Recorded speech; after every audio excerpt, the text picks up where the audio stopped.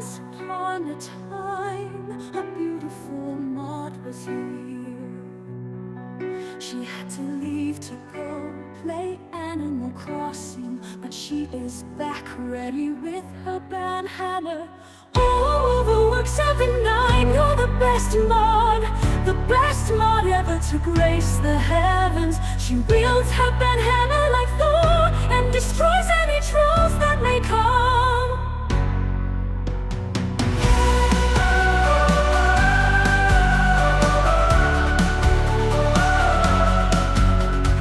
Once upon a time, a beautiful mod was here.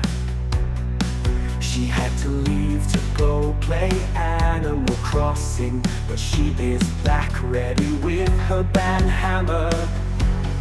Oh, the works 7 and 9. You're the best mod ever to grace the heavens. She wields her band hammer like Thor and destroys any trolls that may come. Oh, the works 7 and 9. You're the best mod ever to grace the heavens. She wields her band hammer like Thor and destroys any trolls that may come. That may come.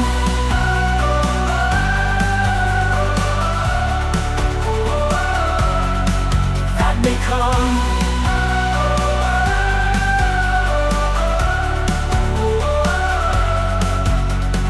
Once upon a time, a beautiful mod was here. She had to leave to go play Animal Crossing, but she is back ready with her band hammer.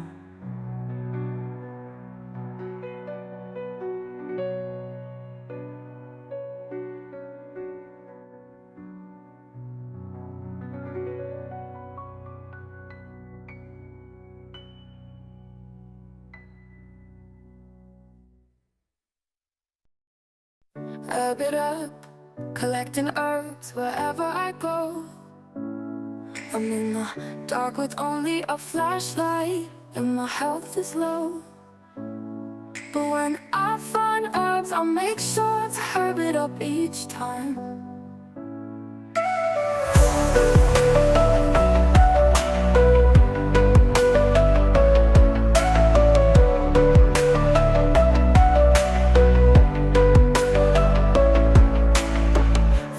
Find herbs, I'll make sure to herb it up each time. Herb it up, collecting herbs wherever I go. I'm in the dark with only a flashlight, and my health is low. But when I find herbs, I'll make sure to herb it up each time. In the rain-soaked streets of London town, I leapt for the gutter, but it let me down. Hanging on for dear life, what a sight. A grown man dangling, oh what a fright. Gutters break and dreams they shatter. Punching data, it doesn't matter. Pine branch haunts us always near. In this war we fight with cheer.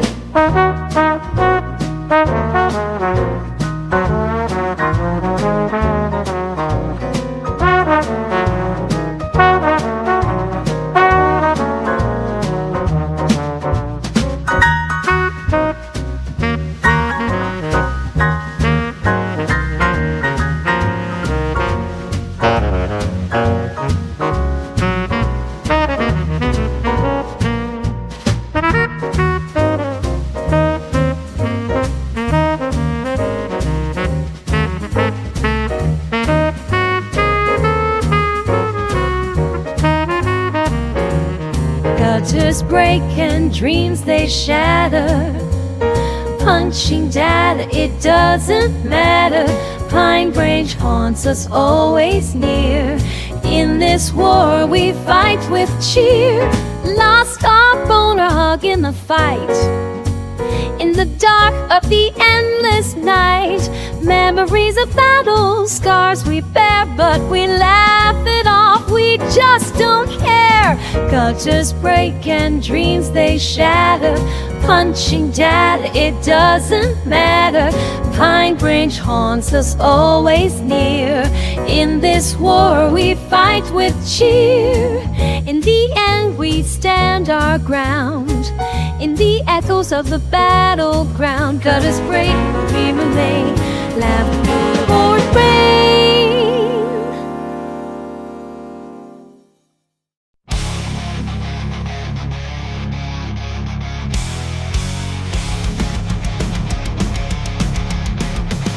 It's a solution into the greenhouse. A cartridge for dispersing various solutions. It's for solution. It's the solution for the solution. A mega solution. Each gamer is he doesn't understand. It's the puzzle to the solution.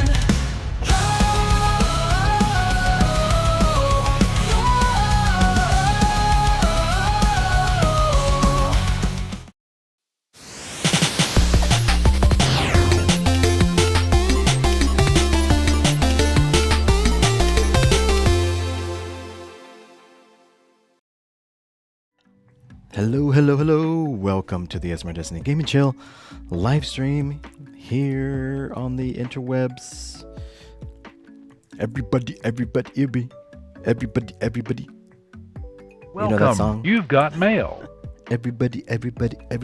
Leave me alone. Everybody. Hey, Tim. Welcome in. I'm always forgetting to turn on my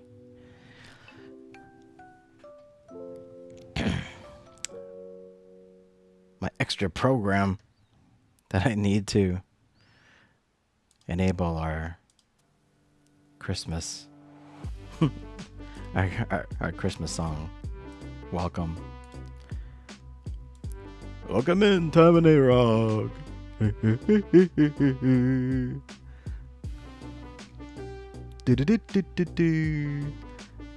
Thank you for joining us. I wonder what other I haven't even seen what other like voice I could use for that. Let's see, I'm using TTS Monster.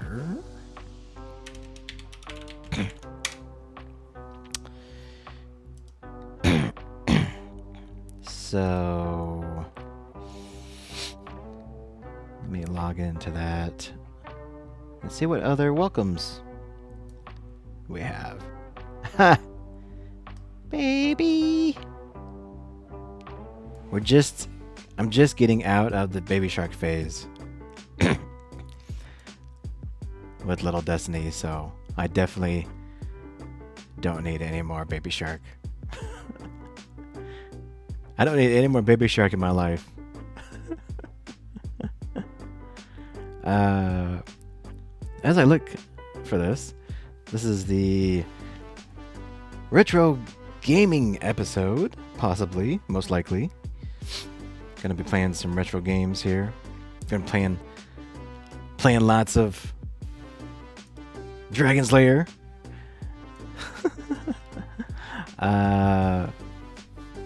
Or something on a bunch of my various portable machines. This is episode number 1153 for the 10th of January 2025. Okay, so let's see.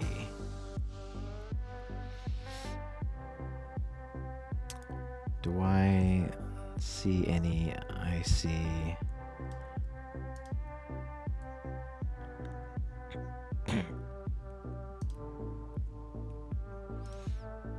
Jingle bells. Let's see, I can do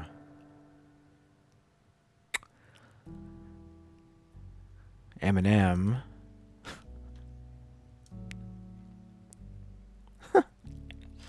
I can do Deadpool welcome.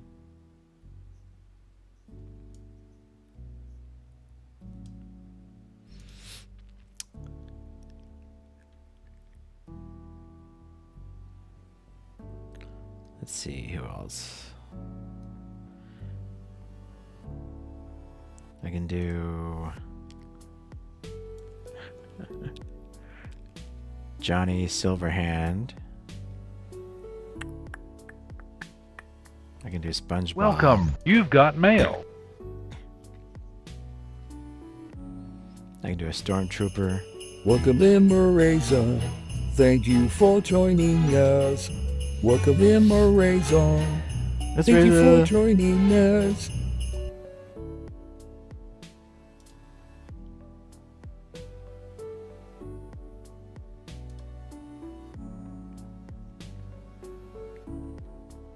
Oh, jeez. There's a voice. I can change it. I can change the welcome to a voice that sounds like you're vomiting. It does not sound good.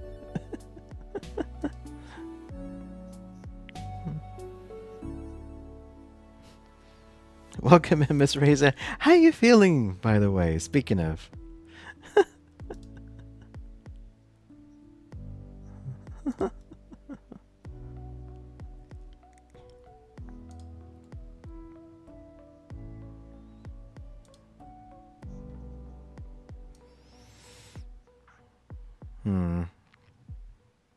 I feel like there's not really a cool voice that we can change the welcome to, unless I pay for it. They have premium voices,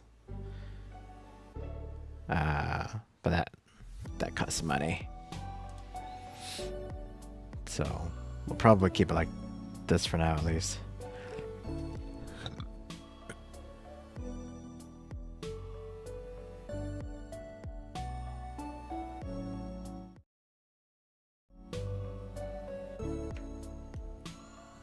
A little bit better.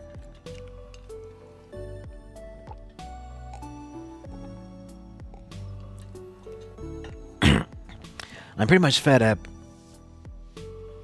with everyone getting sick, so I ordered 3 air purifiers for the house. Like, I don't think we've had anyone in the house not sick for like 4 months. I'm like, okay, this is getting really, really tiresome. I'm just trying not to get little Destiny sick, and she still has like a really rough, kind of a really rough, like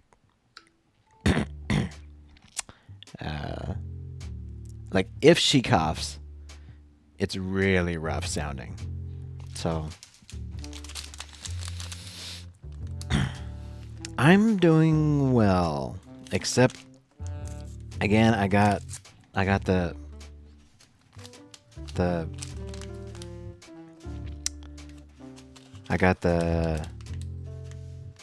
jet lags again. The jet lags hit me again today. Jet lag sounds like a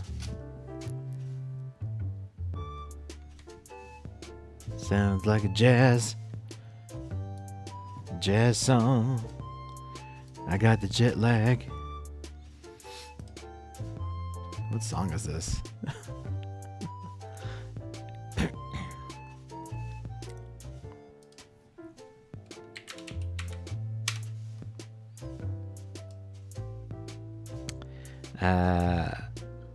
I took like a 30-minute nap today just to see if I could take some sleepies away.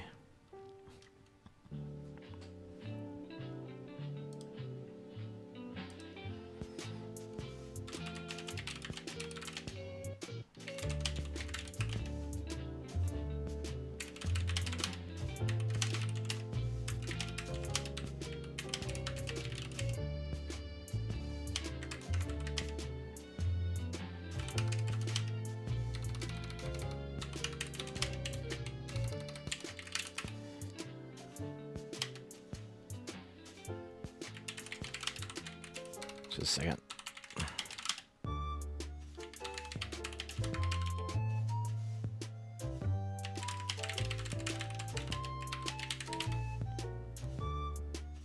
What song is this? I posted today that like little Destiny, I picked her up from school, and she's like, "Daddy, can you put on some lullaby music?" I'm like, "What?" I'm like, I'm already tired, right? I'm trying to drive. She's like, "I'm gonna go to sleep."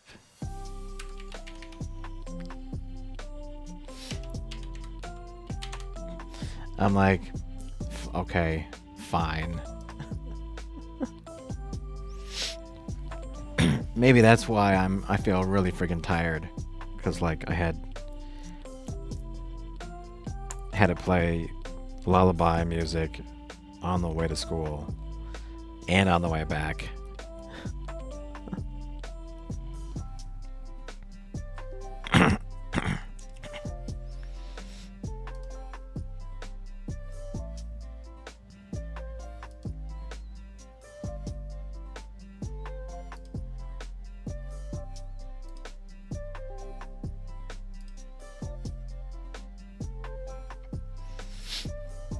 Okay. I'm making a song as well, so we'll let that generate here. Well, I take my 5-hour energy drink. I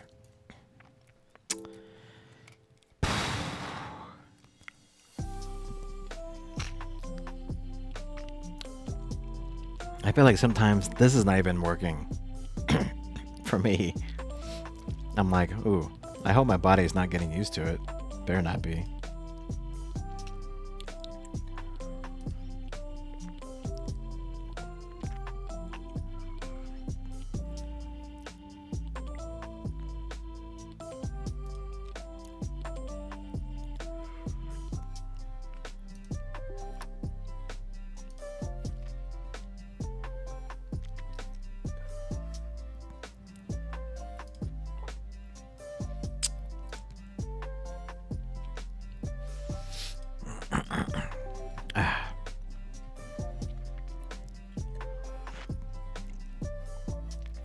So I got all my retro gaming consoles here, and I don't have like every single game, even though I could. I used to actually put like every single game on these, but then it was basically like kind of too much to go through, because like I know I'm not gonna play Welcome. like You've got every mail. single game in the library, so Welcome in testing out. Thank you for joining us. Welcome in testing out. Thank you for joining us. touching out, touching out. Is that how he? That's how he's pronouncing it. How you doing? We're preparing for our retro gaming here. I'm making a song first of my jet lag. I was mentioning that my daughter was like because I bring my daughter to school, and she's like, "Can you play lullaby music for me?" She loves to listen to music in the car. She loves to listen to Spice Girls, Madonna, Paula Abdul, especially "The Way That You Love Me," because the beginning goes do do do do do, ow, and she loves that ow part. Actually, that's not the way they love me. It's one or the other. One or the other. Dude. Ow. If it's gonna be her, it's gonna be me. It's only one or the other. Ow. She likes that part.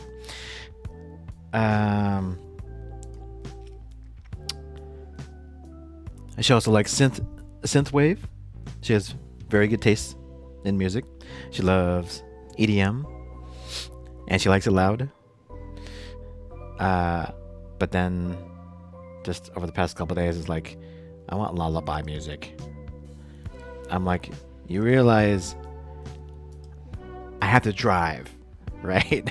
I can't be sleeping. So maybe that's why I'm tired.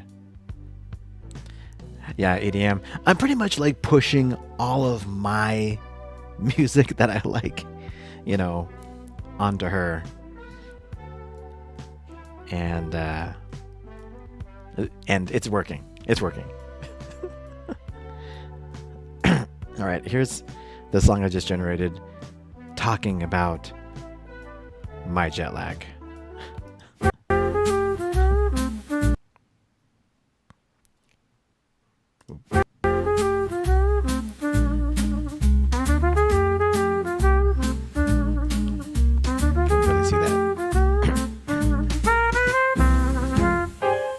Jet lag blues. Flying high above the sky, so divine. Tick tock, my body's out of time. Welcome. You've Eyes got wide mail. open, but I'm ready. Hey TS. Welcome in. Welcome in summer. Thank you for joining us. Welcome in summer. Thank you for joining us. No Deadmau or Skrillex yet. Take none. To dream. Little one wants music in a sleepy stream. Counting stars that fade away in the dawn. Trying hard to keep on keeping on. His lullabies pulling me down deep, while I'm stuck in a time zone I can't keep. Jet lag blues won't let me snooze. Lost in the rhythm, got no clue. Little one dreaming while I'm scheming. Need to wake up, but I'm feeling doomed.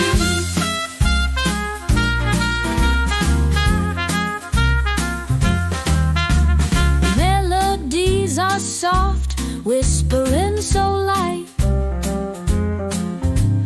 ASMR whispers in the middle of the night. One eye closed, but the other stays awake. Jet lag grinding ain't no piece of cake. Clock's ticking, but my mind won't comply. Counting sheep, but none wanna say goodbye. Little destiny snoring to the tune, while I'm wide launched straight to the moon. Jet lag blues won't let me snooze. Lost in the rhythm, got no clue. Little one dreaming while I'm scheming. Need to wake up, but I'm feeling doomed.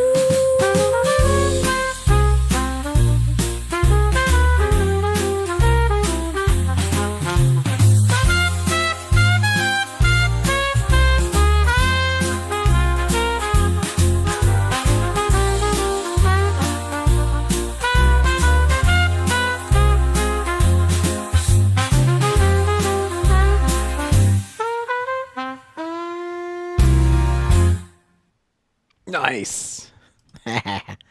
Ah, okay. That was a lucky entire song generation. That actually sounded good.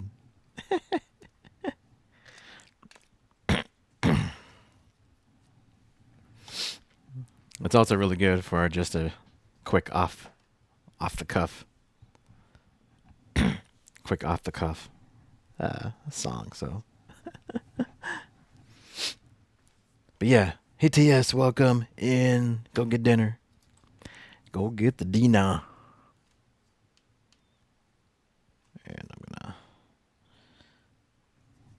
start loading up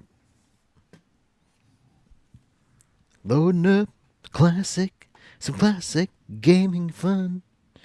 We're gonna have to make another one, another song about some classic gaming fun. Do do do do do do. I could make my own lyrics. Ba ba ba ba ba ba ba da do. I'm also plugging this in so you guys can hear the music.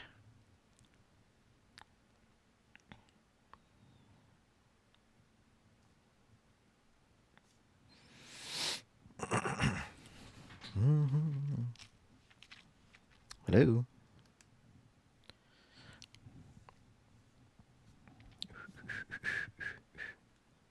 Yeah, it's not responding. Yeah, I got that. There we go. 1989. 1989. So I remember.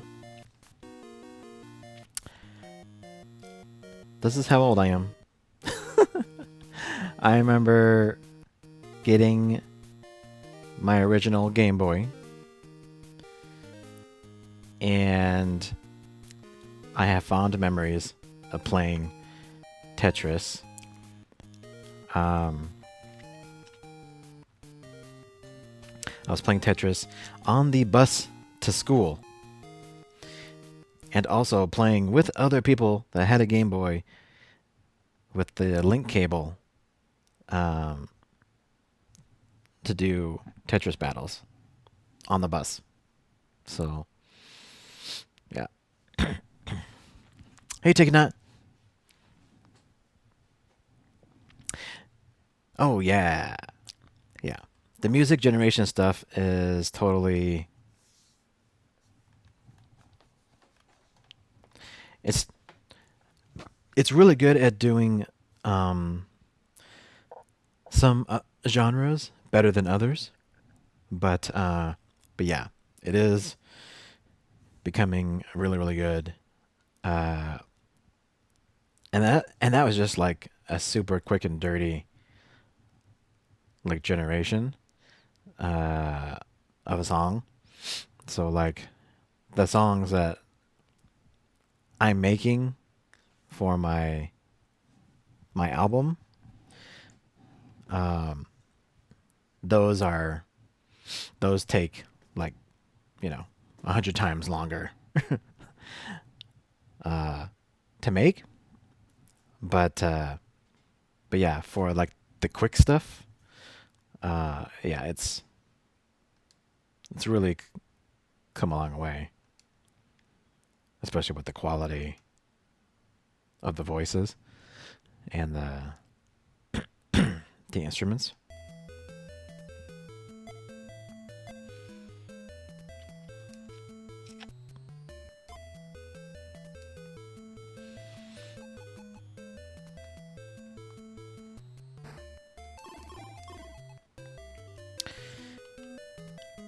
If you haven't seen the movie yet about Tetris, I highly recommend that you watch it. even if you're not interested in like just the game, but it's super interesting to see kind of like how the game came to be, right? Because it was originally programmed by this Russian programmer, and how there was like a frantic rush in the US to be able to obtain the license to publish the game in the US, and also how Nintendo almost did not use Tetris as the pack-in game for the Game Boy. They were going to use Mario as the pack-in game for the Game Boy. But instead they chose Tetris.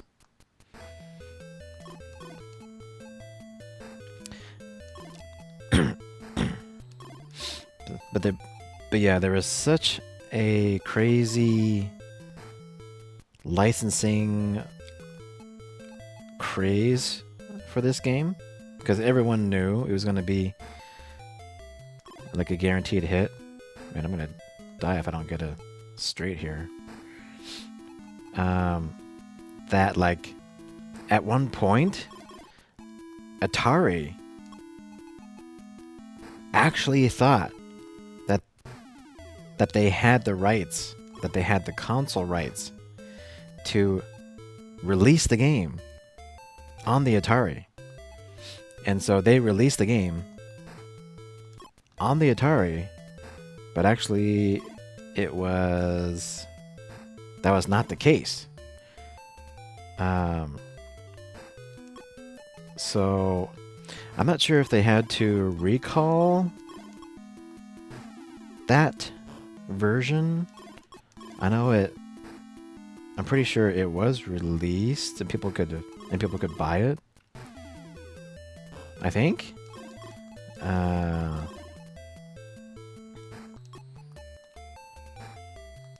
then there is like who has like the console rights, who has the arcade rights even. That was different. Who had the like computer rights to the game, who had the handheld rights to the game, which was funny because like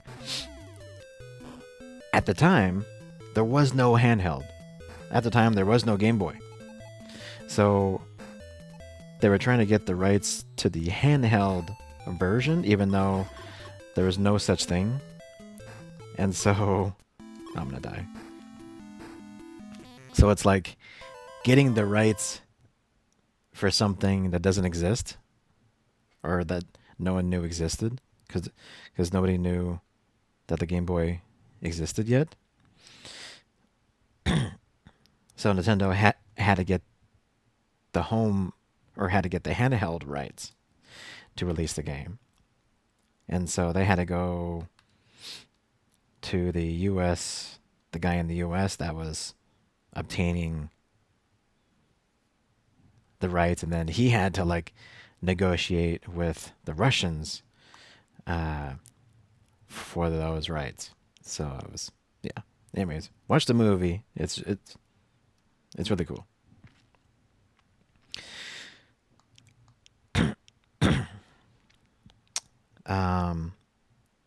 But yeah, like the original Game Boy. But yeah, like I said, this was one of my first handhelds as a kid. I pretty much had all the handhelds. I pretty much had everything. growing up. So all my friends and everything, they would always come over to my house to be able to play games.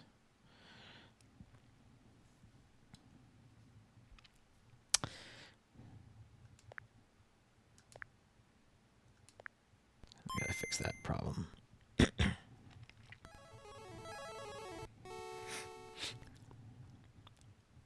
But I didn't have a lot. I mean, I didn't have a lot. I probably had maybe only on like a dozen games for the Game Boy.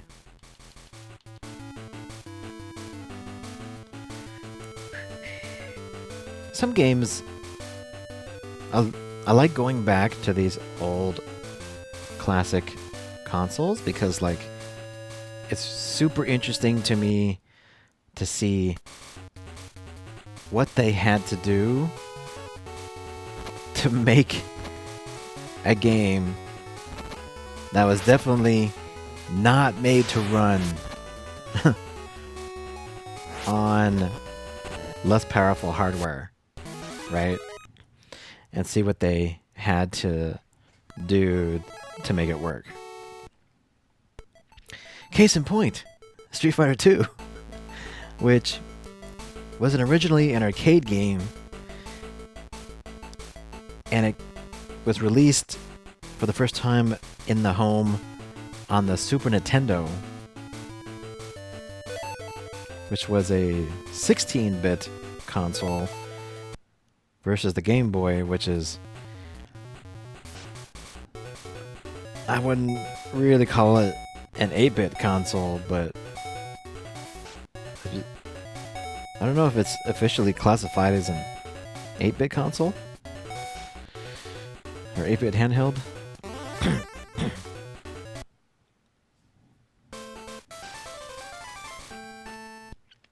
I don't think this could.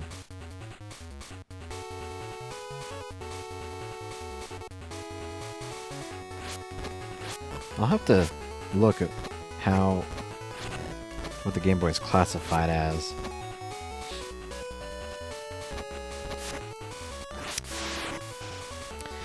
But yeah, look how, I mean, obviously when you are releasing or porting a game to a less powerful console, right?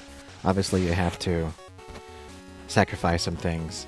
And so, yeah, here there's less animation on the characters. Obviously there's no color because it's Game Boy. But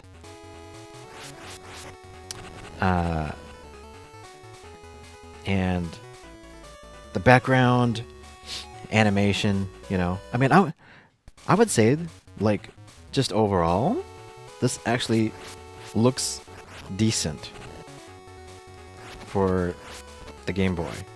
Like, what they had to do with the Game Boy, even though it's pretty, like, choppy as far as, like, animation goes, I would say this is a pretty decent port, because when they port games over to these like handhelds, usually, like, I would expect them to like change the characters into like SD characters, like super deformed characters, which is like the short and fat, you know, like chubby characters, which is what they actually did with a lot of these games. Instead of like bringing over like the full character, you know, the full adult character in the game, they would make him all like short and cute and pudgy, right? So that was actually the norm for these kind of games. And so basically, yeah, you would not have like a one-to-one kind of translation of the game, you would have this like kind of redone version for the less powerful handheld that was more like cutesy, you know. You remember having a silver Game Boy Pocket as a kid? No backlight. Yeah.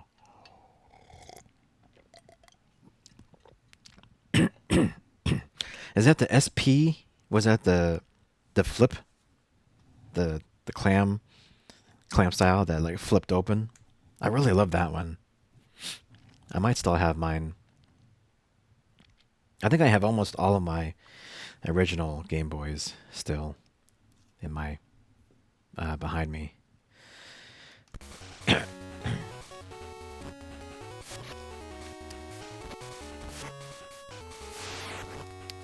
But yeah, they also had to like just make all of the background kind of one solid image that scrolls back and forth. But and then like probably the actual gaming area stops right here, right below the right below the info section.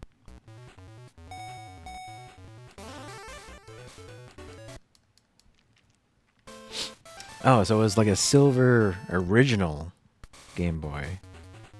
That must have been like a special one. But yeah, the gaming area probably stops right below the words, as you can see. So they only have to render kind of the bottom part here. But I would say this is actually a pretty good port, considering.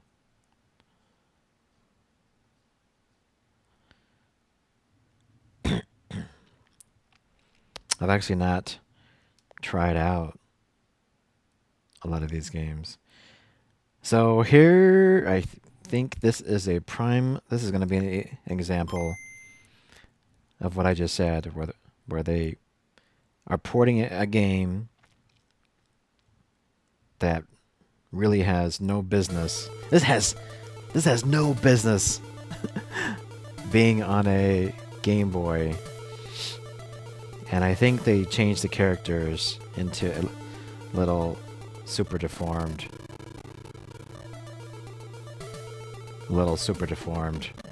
characters. This is Samurai Showdown. This is no business even being on any kind of lower end console. It was originally released for the 24-bit arcade Neo Geo. So it's actually kind of choppy in loading. Okay, if we can focus here. Focus. Yeah. So like, yeah.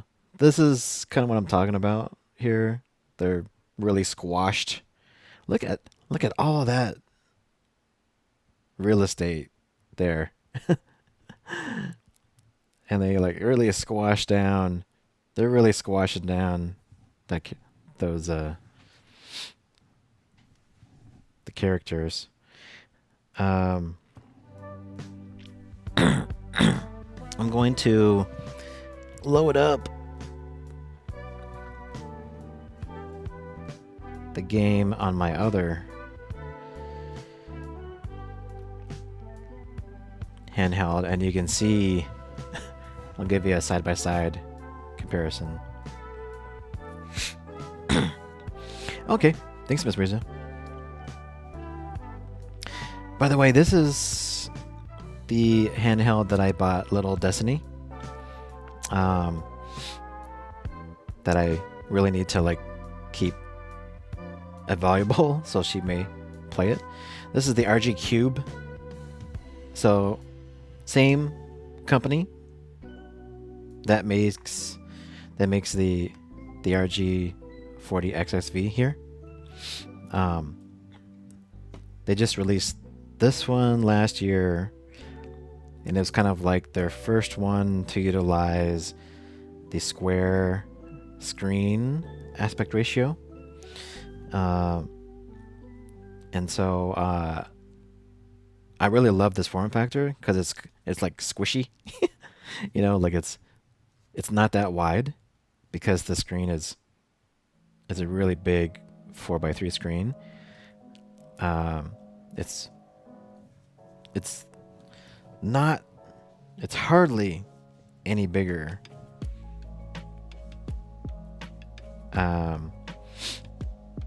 than this one.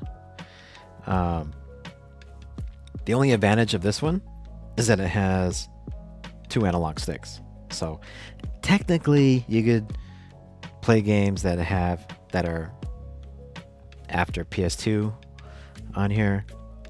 But I think the company realized that if you're going to be having a square screen, most likely you're not going to be playing any classic consoles that require dual analogs on a 4x3.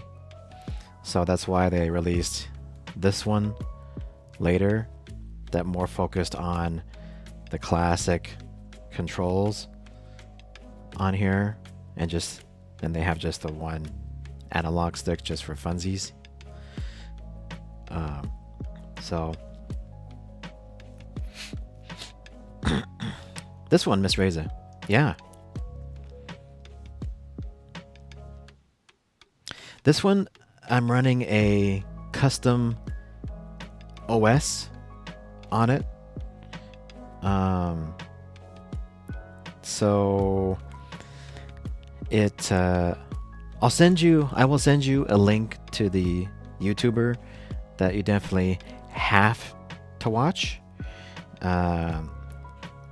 He has step-by-step guides on how to like configure like pretty much any handheld, and how to like install even other OSs on these things. So I'm running a Linux based OS on this one. I think it had Android on here before, and then I just installed a Linux based OS here.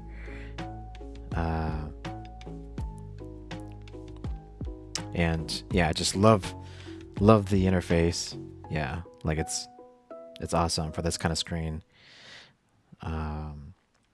So generally I don't like put other OSs on stuff. I like to keep things the way they are, Windows or Android. I don't have a lot of experience with Linux or anything, but using the guide, it was pretty straightforward, and I was able to get it working pretty well. So yeah, I'll send you the link to that for sure. I'm actually using the same YouTuber's guide to continue to set up my new handheld, the retro, or the Retroid Pocket 5, which is my brand new one that I showed before. So I'm actually still using, even though I have all these and I've used his guides to set up all of these, I still go back and go step by step with his guides. That's how good his guides are. Anyway, I wanted to show the side by side of the original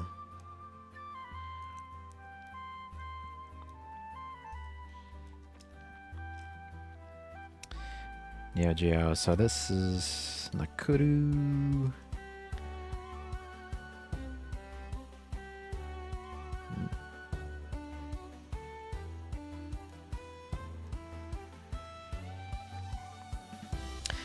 Well, this is not the same level.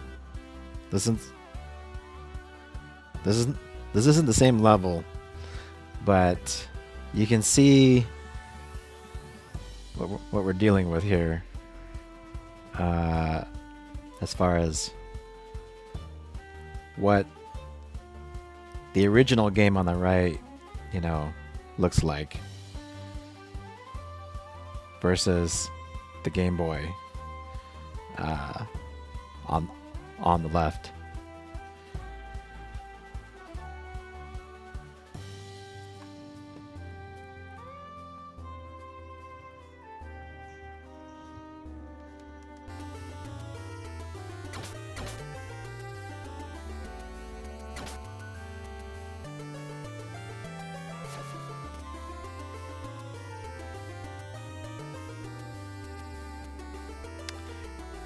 I do love the fact that they have like the same. It does have like the spirit, of the game. Like there's a lot of elements to it. They got like this like parameter here that they actually kept intact, and they put it on the bottom, which is interesting. There's also a timer. They also kept that timer intact. They put it down here. And then they even have here on top is like the referee showing like who's getting points, for the hits. Right? So they gotta stuff all that UI, all of those UI elements, in the little Game Boy. So it's I love seeing how they can port something like a Neo Geo game, which again has no business being on a Game Boy.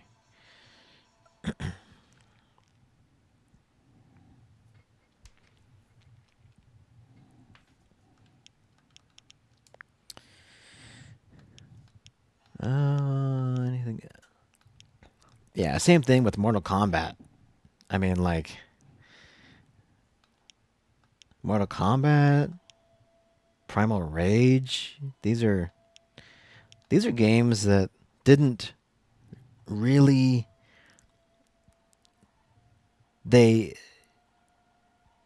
These games could not still have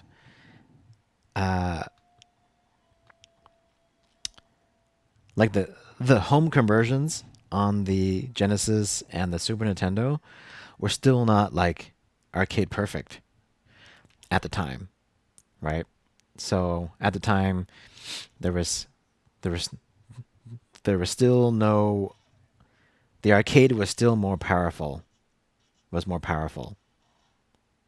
than these home consoles. Geez, Killer Instinct.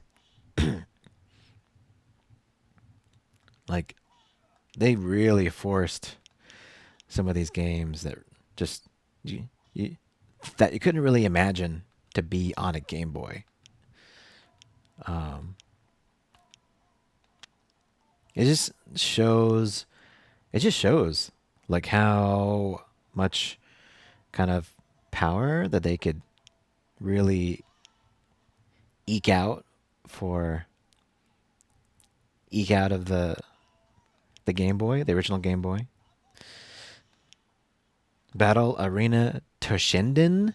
This was a 3D fighting game on the PlayStation 1. And it got a port over to the Game Boy. That's pretty intense. Yeah. And you'll see a lot of these like focus. You'll find a lot of these like classic IPs or like movie games, Demolition Man, was a was one. You'll find a lot more arcade or a lot more movie games on the Super Nintendo and Genesis. I don't think I have a lot of those here. Alien 3 was actually Alien, even though the movie tanked. My lens is moving by itself. I'm getting a slow zoom.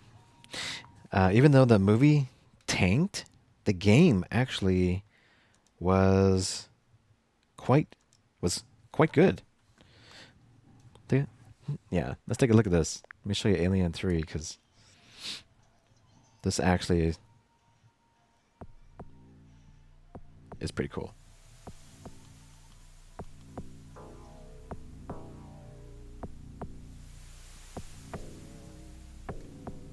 Turn off this.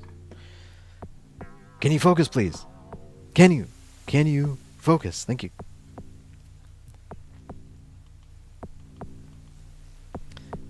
There's actually quite a few. Well, there are a few hidden gem games, hidden gem alien games out there. So there's a hidden gem. There's like 2 hidden gem alien games in the arcade that like nobody played. But they're like really fun.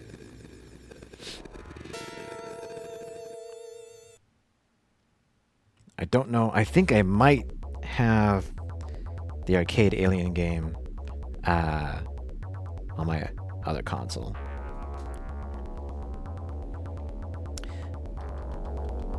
So this one, you are Ripley, of course. You have your pulse rifle. The aliens come at you really fast as well, so...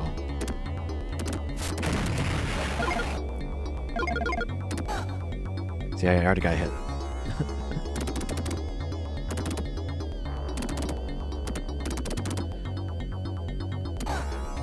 Already got hit. See?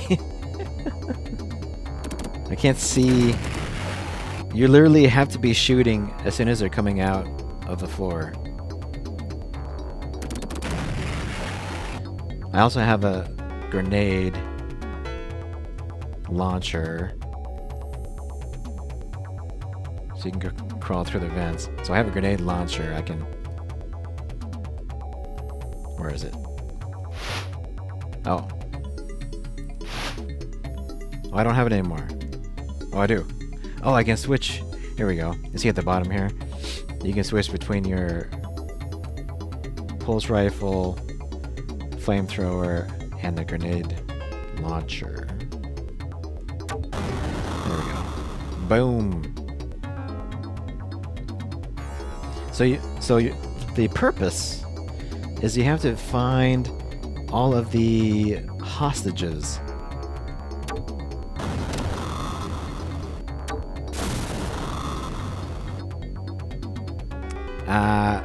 In like 4 minutes. As you can see, I only got 2 minutes left. So there ain't time for any diddy daddle or diddling, messing around. There's no time for any shenanigans. I pretty much.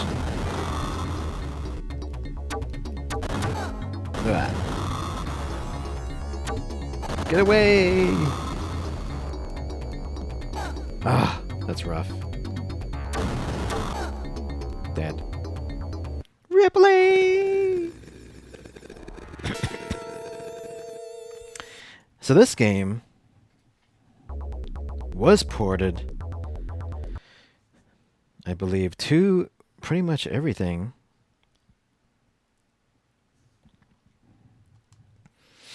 So I will show you the Game Boy version Now that you saw that version.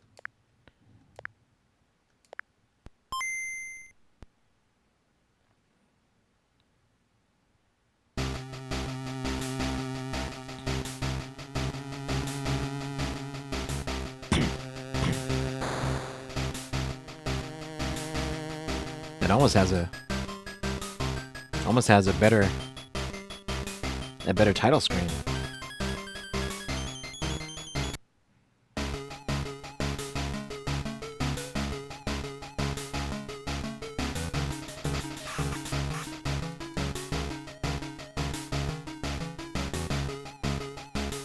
This has like a cutscene here.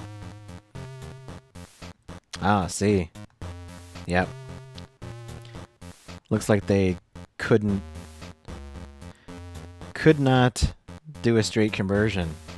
So they changed it to a top-down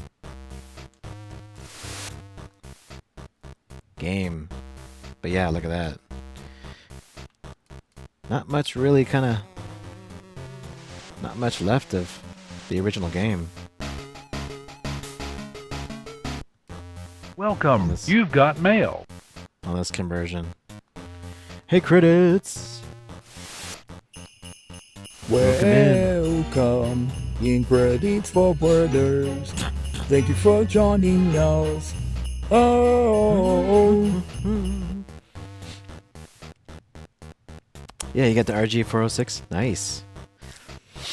Yeah, I'm just going through kind of my favorite 4 handhelds. So this one I got last year. And then this is the 40 XXV.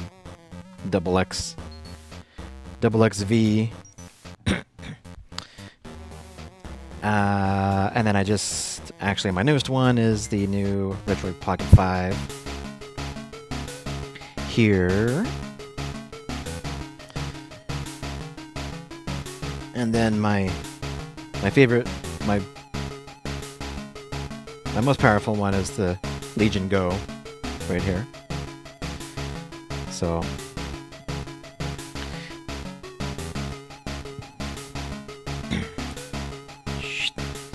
we're just going through some old games and talking about some trivia and stuff. So yeah, they really changed up the game for the Game Boy. What's your favorite consoles? What's your favorite platforms you like to play? Credits? Did Game Gear have an Alien conversion? No. Game Gear didn't have one. Game Boy Advance did not have a conversion. Game Boy Color. Oh, I don't have anything in there. Let's see. We had Genesis, Super Nintendo. I know I had one.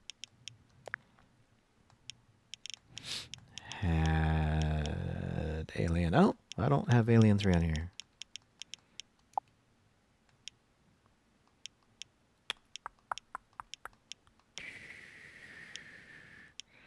Oh, did NES? I don't think NES had it. Oh, Alien. NES did have one. Let's see. Let's see what this one looks like. Sometimes when they do ports, they are done by different developers as well. So sometimes the game is completely different. As in the case with Alien.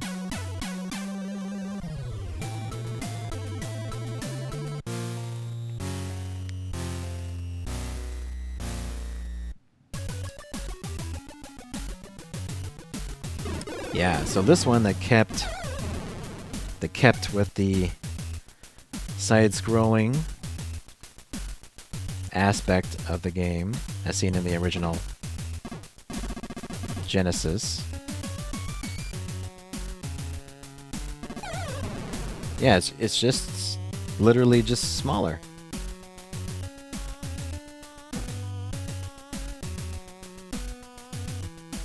I wonder if it's because there's so much scrolling, up and down and left and right scrolling, that they probably couldn't technically do that on the Game Boy. Whee! Whoa, Ripley can do. Poor Ripley, falling down those stairs.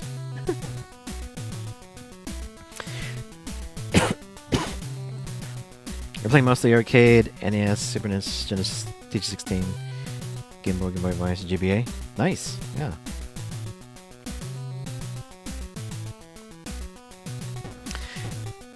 Yeah, it's weird. I don't have the Alien 3 on this one. Let me look on my other one.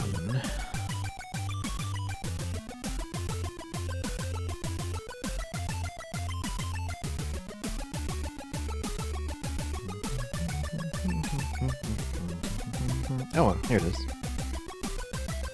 Okay, let's take a look. I got it on my other one.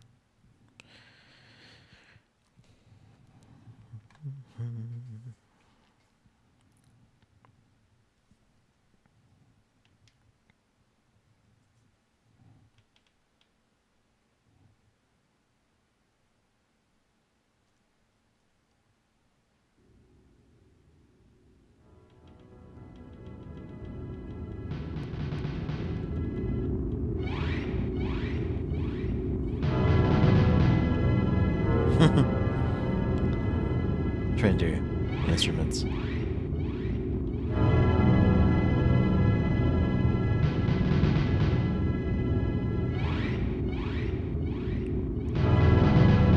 I don't know if I've ever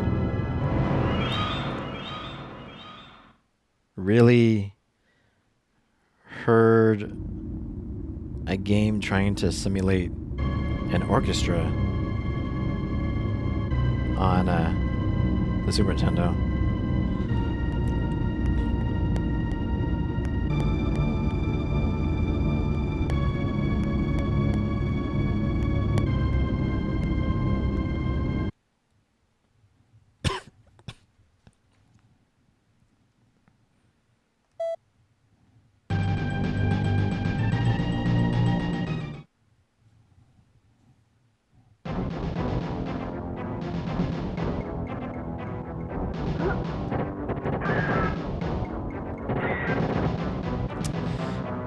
Well, the graphics are definitely way better.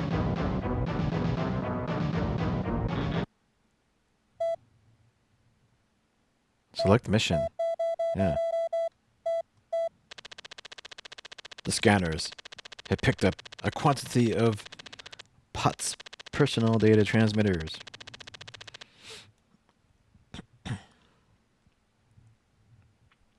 Trapped prisoner.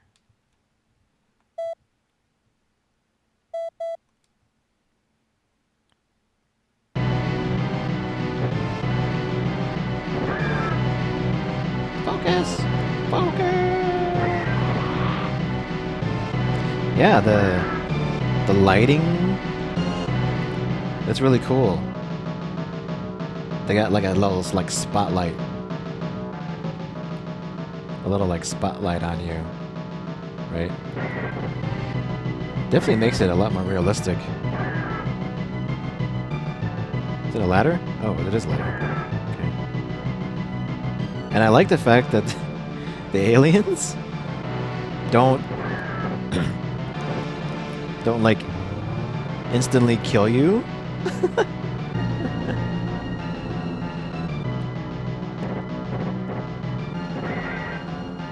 Yeah, they did a great job on this. This is way more enhanced. Facehuggers! No! How do I... Okay, this is jumping. Oh. Flamers.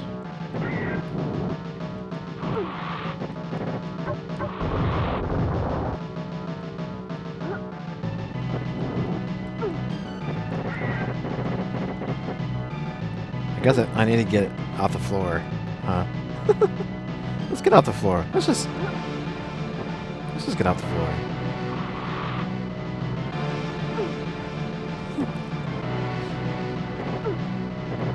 Damn it. Well, because like I'm trying to crouch. I guess I can crouch. Yeah, it's like this. Okay. I was like holding down. I was holding down the down button to crouch, and actually it's just it's a toggle to crouch. Yeah. Okay.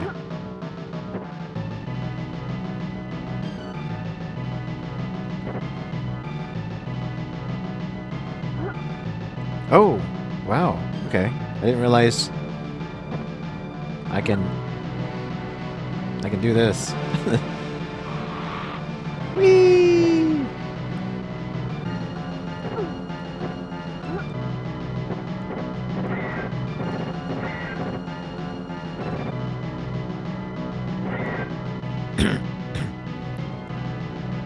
There's like zero reason to stand here.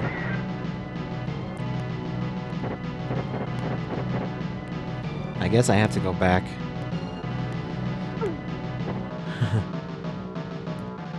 See if I can just even make it past this.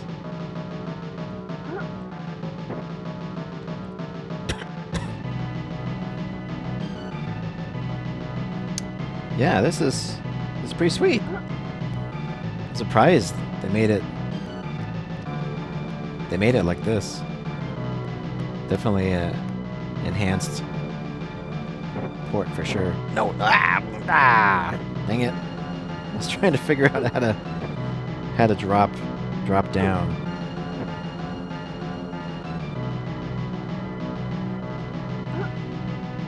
Whee!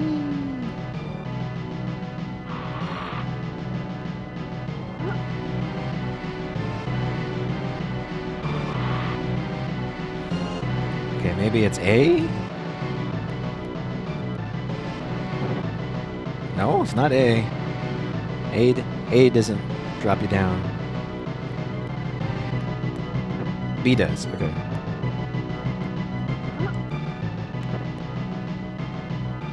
Oh. Boo. Okay. Well. Oh well.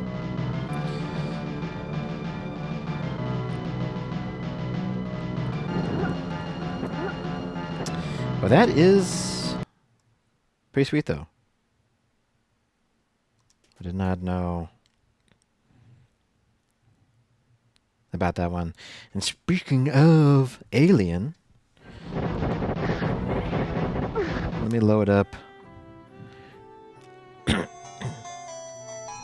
Oh god, that's loud.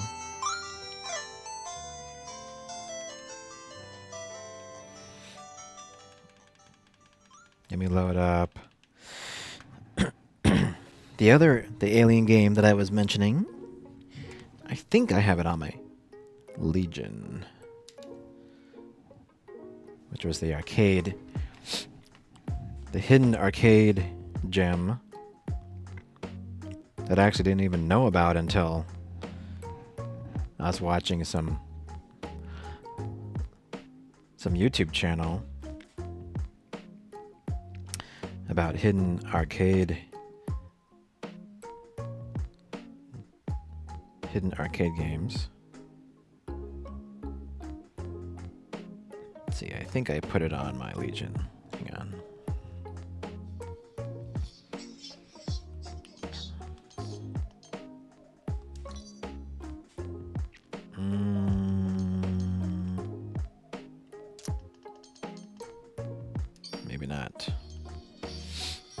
did I put it on?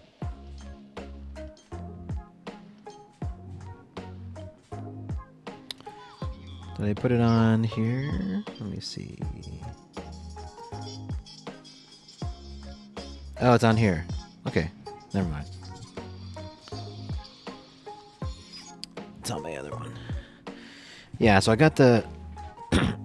There's another one here. It's... So on the arcade... Alien versus Predator. This is one that's... This is... another hidden gem. Side-scrolling beat-em-up game that never got a home conversion.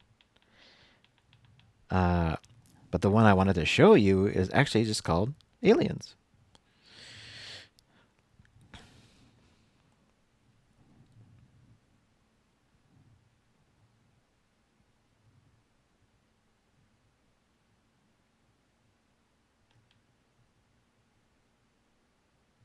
"57 years later."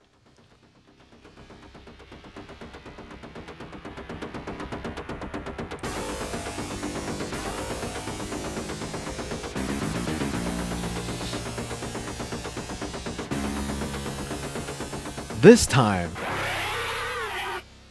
it's war. Aliens.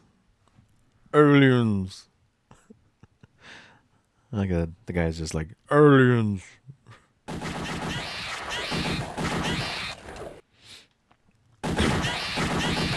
Aliens. Aliens. Aliens.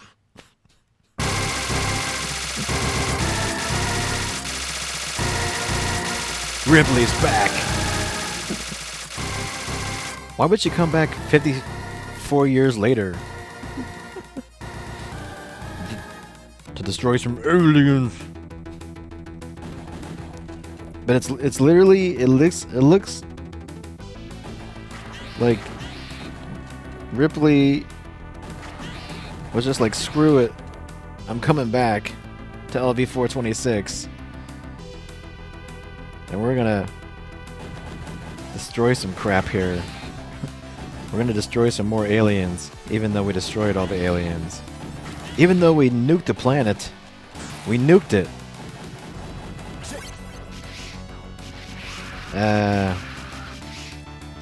We're back.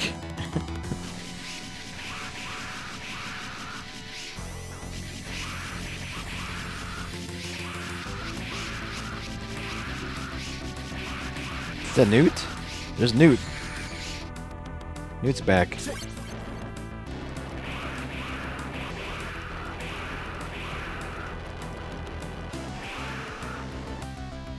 But yeah, I'm like, dude.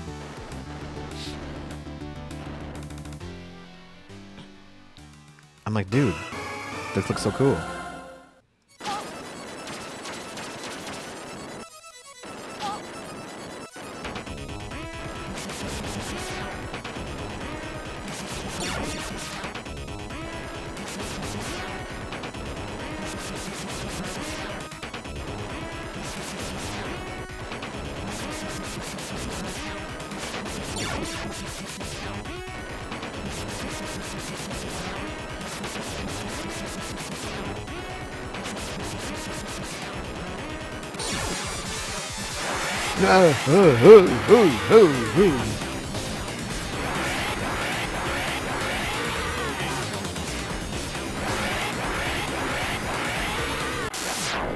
Boom, boom, boom. Oh, there's your car. Come on. Come on.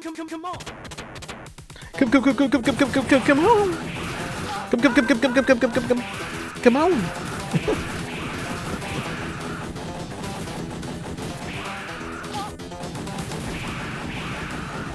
And I love the fact that they change perspectives.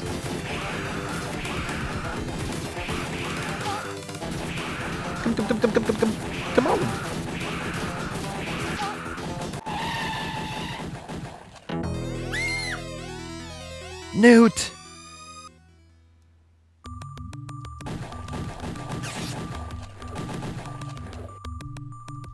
Now they got the motion tracker going on. This awesome music.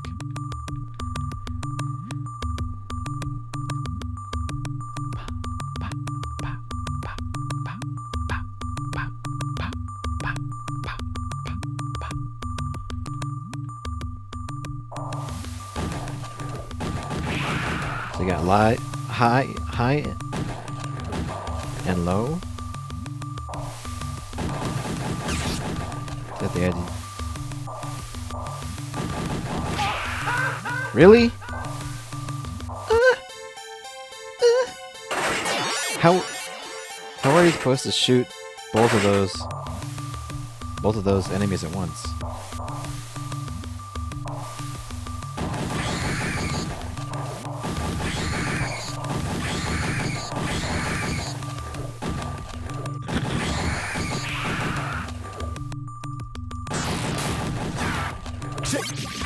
Shit!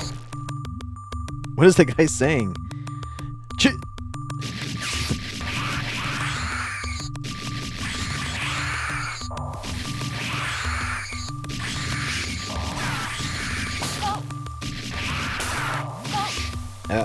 Hot steam, hot steam.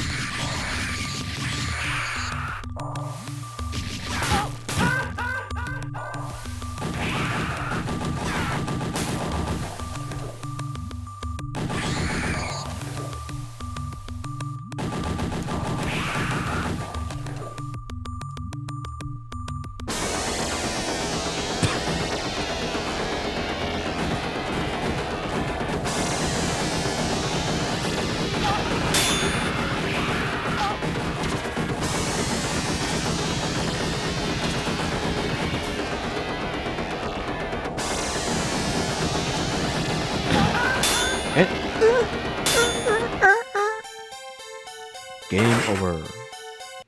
You suck. Game over. But yeah. Yeah, I did not even realize that was a game. Here's some other ones. Okay, Miss Risa. Here's some other arcade titles. There's an arcade version of Bomberman, arcade version of Bonk's Adventure, which is really cool. A lot different from the TurboGrafx version. The arcade version of Kadash, which had a TurboGrafx conversion. Cadillacs and Dinosaurs, which is a side-scrolling platformer, or slide-scrolling beat-em-up. I believe that's Capcom. Quite famous one. Dudonpachi. This is a crazy vertical scrolling shoot 'em up.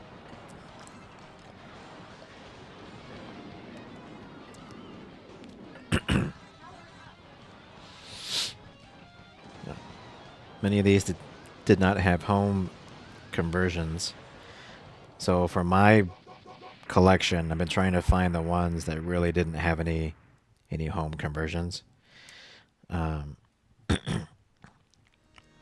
some of these I still have, like Final Fight. Even though Final Fight, one of my favorite classic beat 'em ups. Pretty much my go-to if I just want to beat up some bad guys. I didn't really play Golden Axe too much, even though that was one of the big games for the Sega Genesis back in the day. I don't think I ever played the arcade version, so I plopped that one on here. This one is very interesting. So this is the Michael Jackson Moonwalker game. For the home conversion, I think on the Sega Genesis, definitely was a bit different.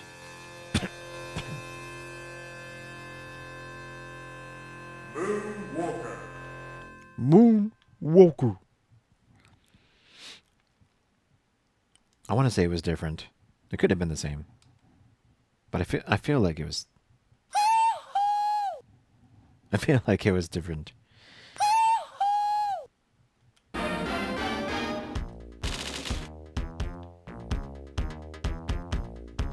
So what's interesting about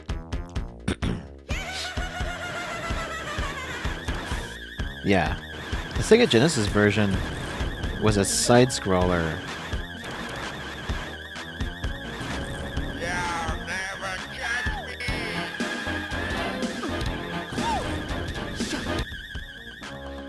This one is isometric. So also the big thing about I like how he's just jamming. We're not touching anything. We're not moving.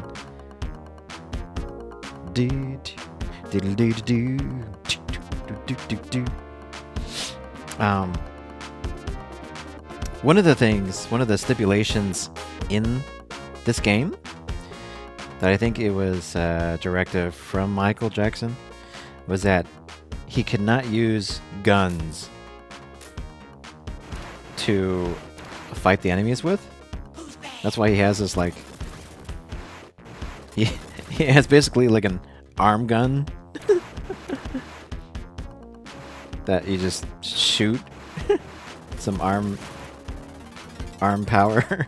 Arm power.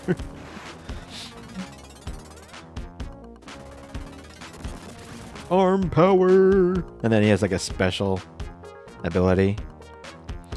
And then you have to help the children. You gotta help the children. Help!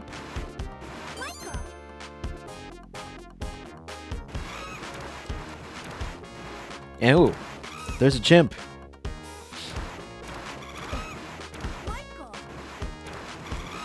What was the chimp's name? Whoa. The chimp changed you into Metal Michael. Then your superpower, Metal Michael. Ooh.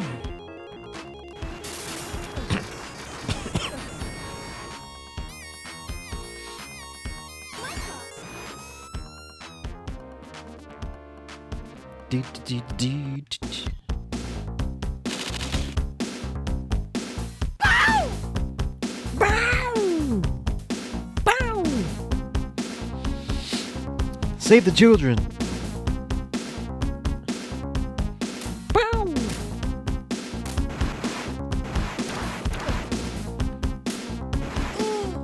Oh, face plant right on the ground.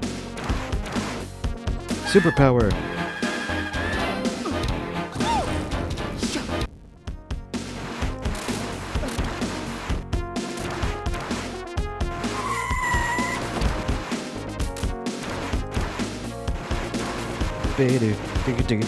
And then baby, the carpet, on the carpet, in the bedroom. There's shot down. It was your dream. The baby want you. Did you want me? Did you want me, baby? Come on, baby. The baby, did you want me? Did you want me, baby? Annie, did you want me? Welcome. You've got mail. A smooth criminal. This is the arcade. Welcome in, Synergy 99. Thank you for joining us. Oh. This is the arcade version of Moonwalker. Yeah.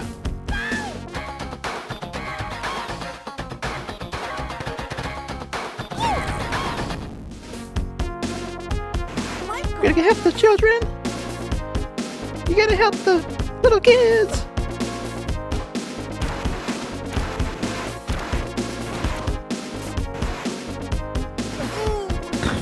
Ooh.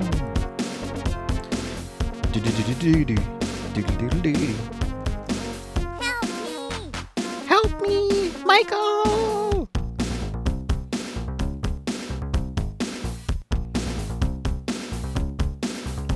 Game over. No, God! No, God, please, no! No! No! No!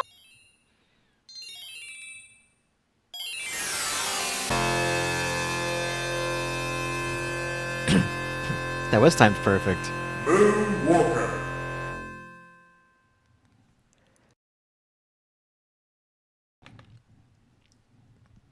Very, very timed perfect. Yeah. Yeah, I was going over maybe some arcade titles that may not, some people may not know.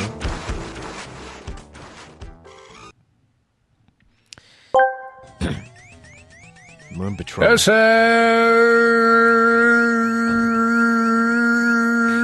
jeez. Rhymer sent Destiny. Are you okay? Are you okay, Destiny?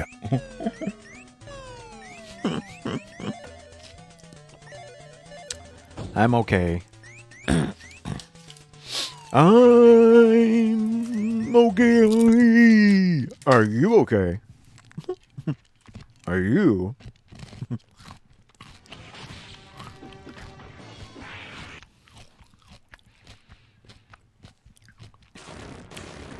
Let's see. UN Squadron.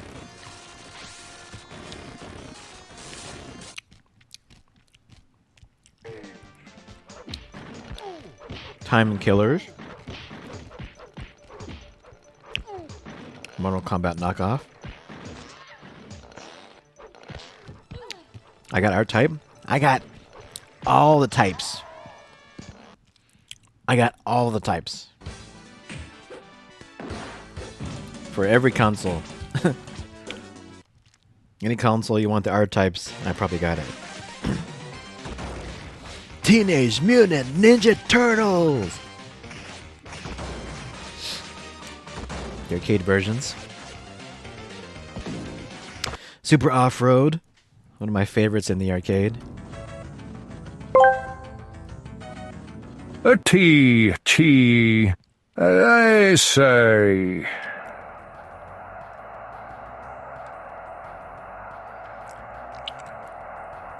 Oh man. TTS is... Sent, I should have said. Deckard, are you okay? Are you okay, Deckard?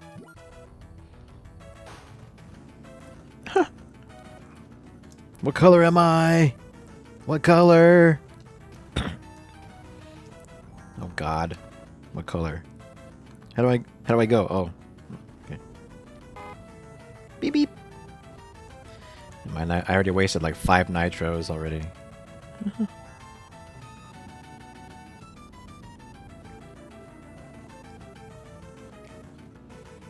And of course spinning that damn wheel as fast as possible in the arcade.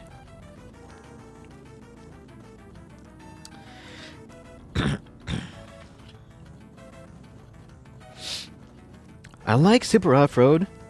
I think one of the only home conversions that were made of this was on the Super Nintendo, which I have.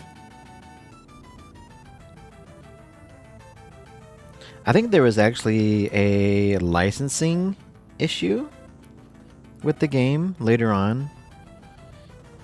I think that's why it didn't get a lot of home conversion.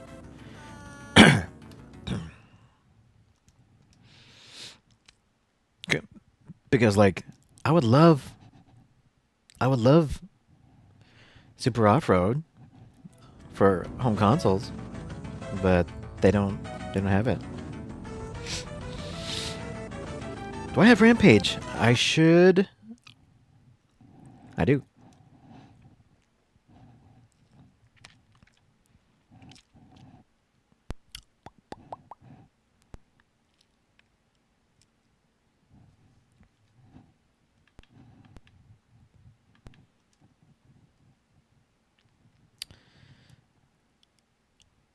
I had my daughter try this one out, and she liked it.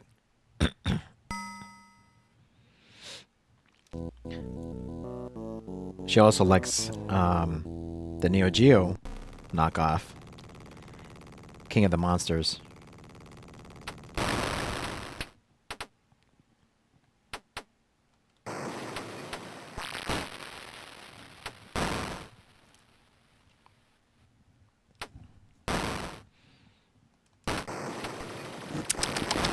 Yum, yum, yum, yum, yum.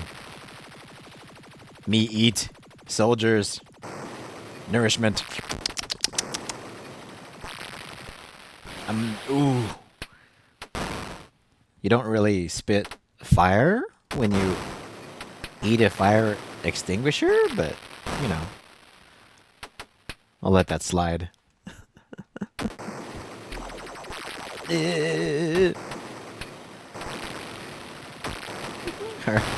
Heartburn. Oh, that's close. Get off!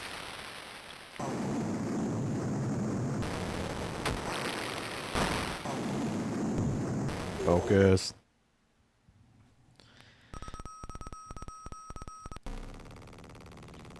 I wonder if that was actual SOS or actual Morse code.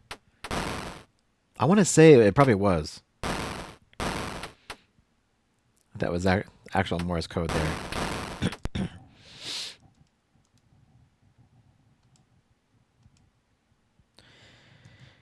It definitely takes me back to the time when I used to play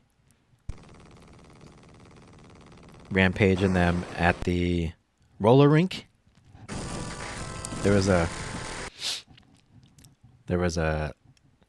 roller rink when I was a kid that had all the arcade games.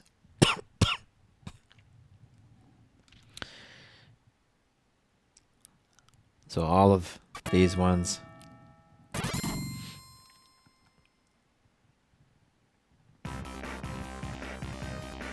used to play in the arcade there. Raiden is one of my favorite shooters. I don't know, I just keep going back to this game.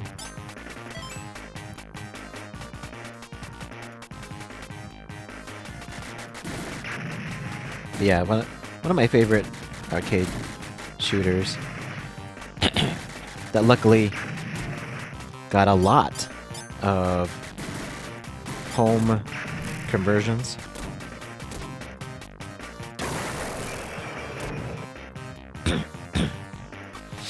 And as you can see, I still suck at it. I usually don't play past the first level for some reason.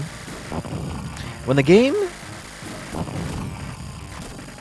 is that good, a game is that good when you can just repeatedly play the first level of the game for like 20 years.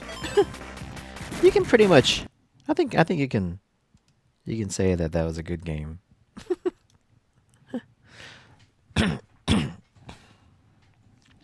What's my favorite form factor?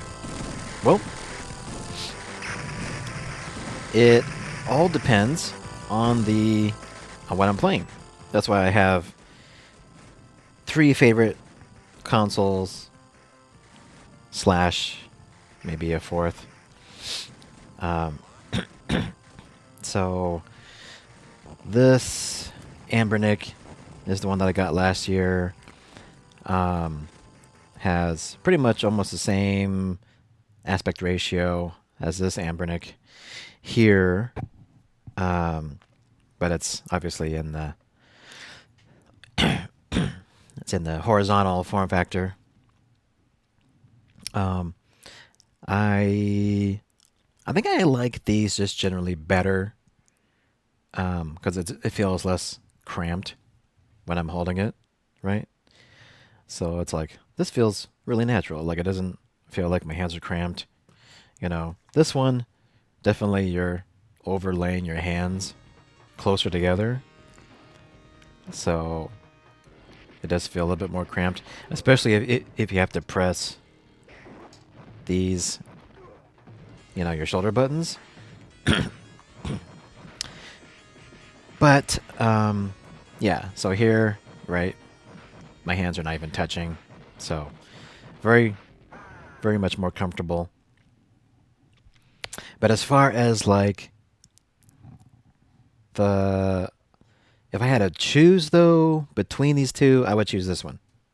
Just overall the verticalness, the big screen, the big 4x3 screen, small bezels. I think just technically this form factor I would definitely choose over this one.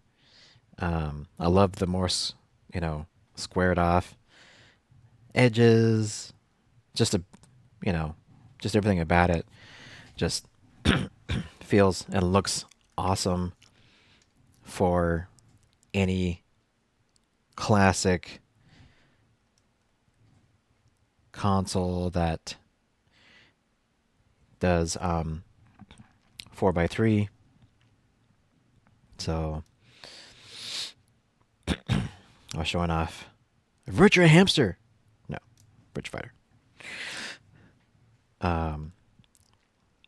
So yeah, if I had to choose all over again, I would probably I would for sure choose this one over this one. Just for the whole aesthetics and build.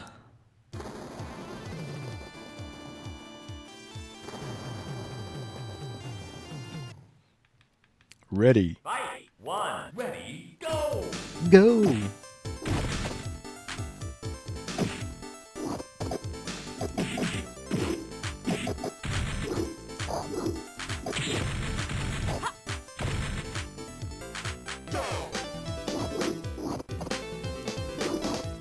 Come on, get in here.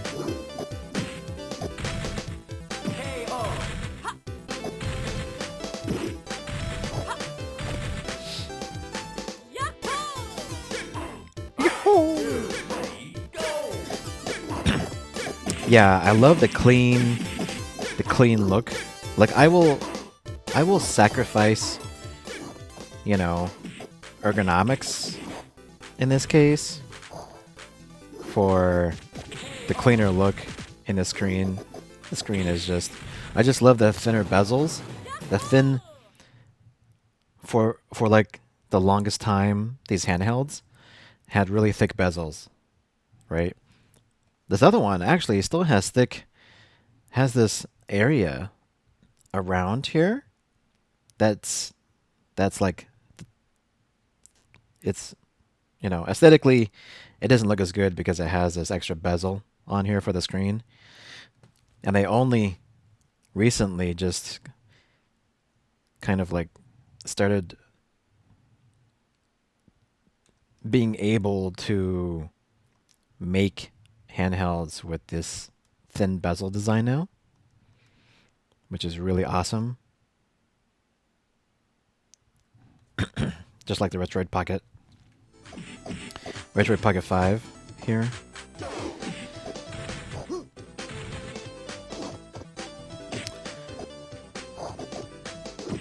The top down, even though they have still like this part it's like a hidden bezel, but the top and the bottom of this one, it's pretty thin. Like I'm liking that bezel on here. Like it doesn't look bad at all.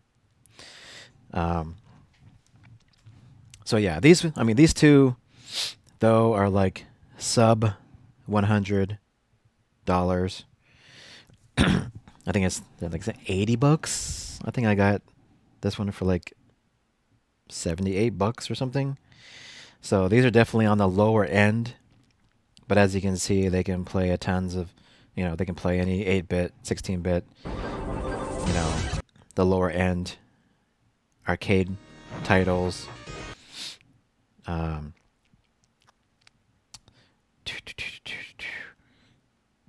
Any 16-bit, it can play a Neo Geo. I think it can play PS1. I think it can do up to PS1. Let me try this real quick before we move on to the Retroid Pocket 5.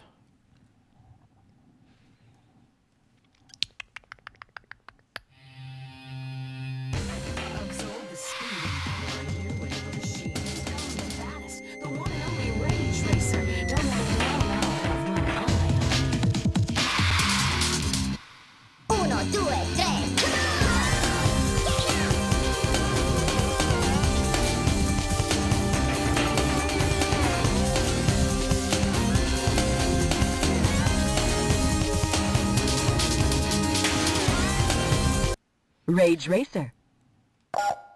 This is Rage Racer, not the original Ridge. But it should be fine.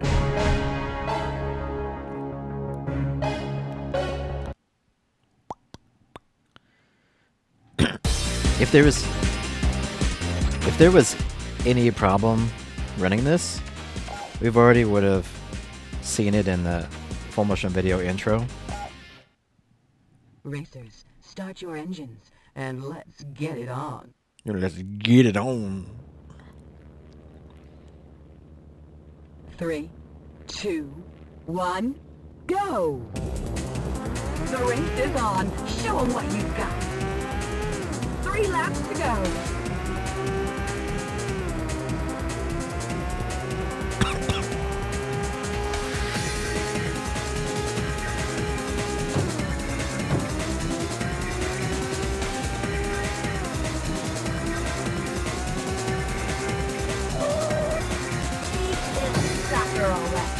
Yeah. This is perfect.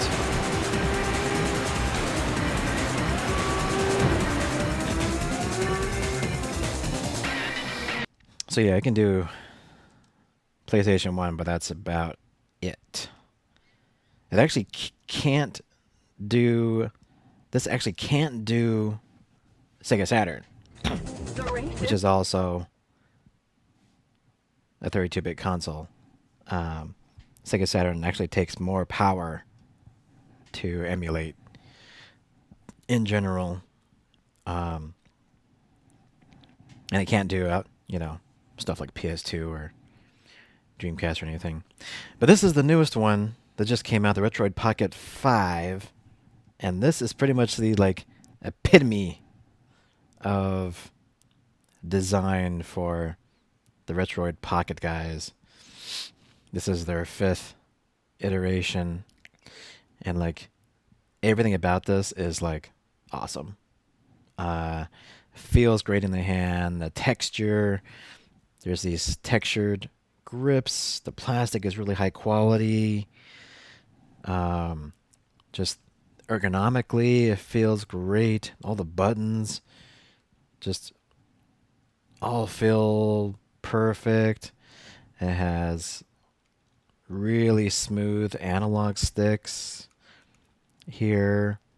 If I had one complaint or one criticism, I wish the left thumbstick was on top.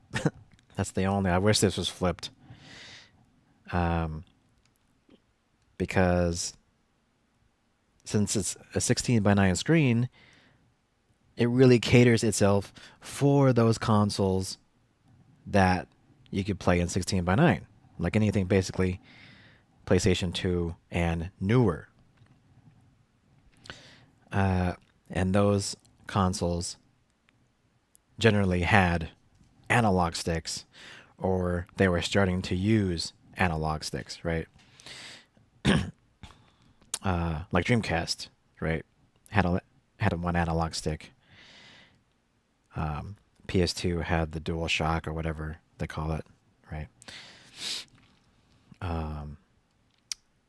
Saturn didn't. Well, Saturn had a 3D, like a 3D controller afterwards to play Knights, but so yeah, I wish this was flipped, but that's it is what it is. Let me get the volume on here.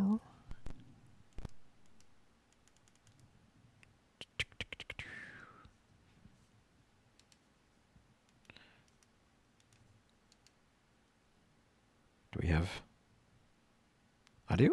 Oh, what happened?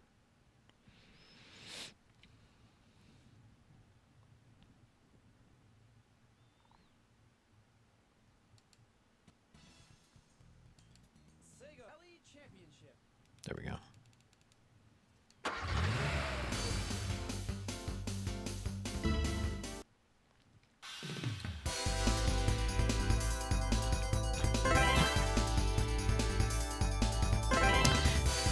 The cool thing about emulation as well is that you can play all these games.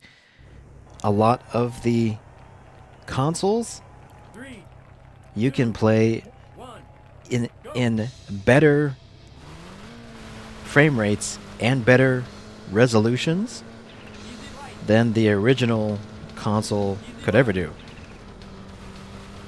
So that's the really cool thing about emulating games. This is actually running, I think this is running at least a 2x or maybe 4x resolution increase from the original Sega Saturn. If you want to see exactly what difference it is, if you look on the edges, let's see if I can get this. If you look on, especially the car edges and stuff, just kind of everything here. It might be a little bit hard, but it looks pretty decent. This is already like, I think 4x resolution scale. Welcome. You've got mail. There is a huge difference going back to native res. So Welcome in, Choppy, and thank you for joining us. Welcome in, Choppy, and thank you for joining us. hey, shot by and welcome in. So let's see, can I? Oh wait, this was native. What? Really? Oh, this is native resolution of the device. Let's see. Here we go. Yep. Yeah, see, now you can see, look at all those chunkies. Look at all that aliasing right there. All the chunkiness here. Look at all that chunkiness around. So this is basically what it would have looked like on a regular TV, right? The native resolution on TV.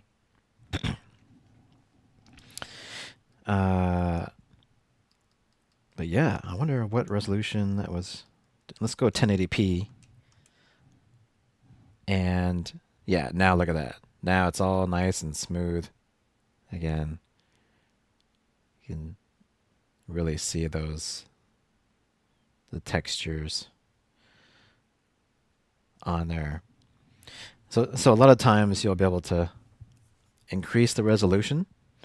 Other times you can also add 16:9 hacks or widescreen hacks to these games to be able to actually run them at your full screen size.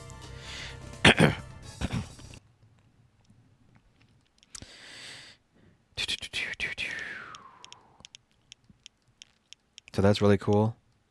A lot of the Nintendo 64 games have widescreen hacks on there.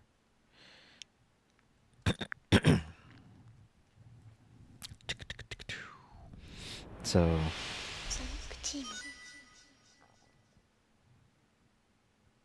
there's also a ton of cheats that you can implement as well. So almost all the emulators have like built-in cheat system that you can load up, and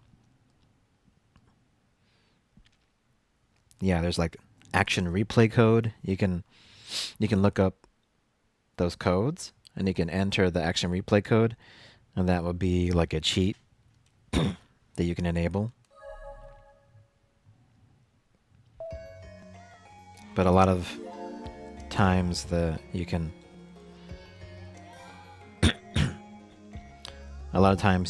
will have kind of like the cheat system built in. So you just go to the menu, you can scroll down a list of cheats and then enable those.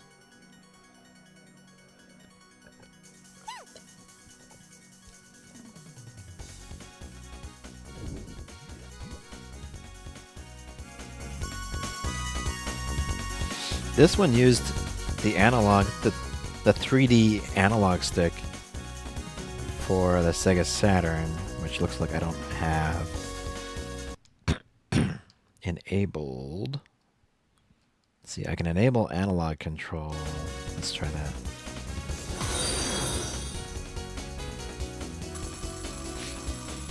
Nope. Oh no, I'm gonna die. I'm gonna die. I'm gonna die.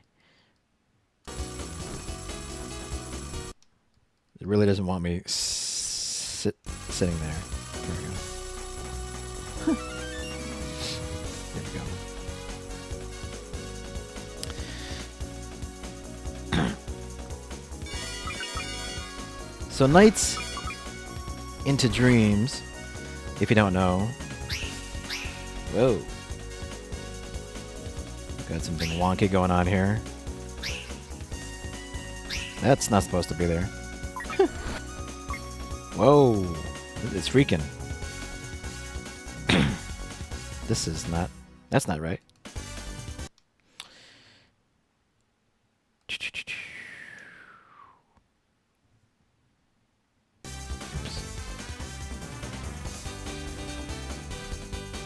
Could be an emulation problem.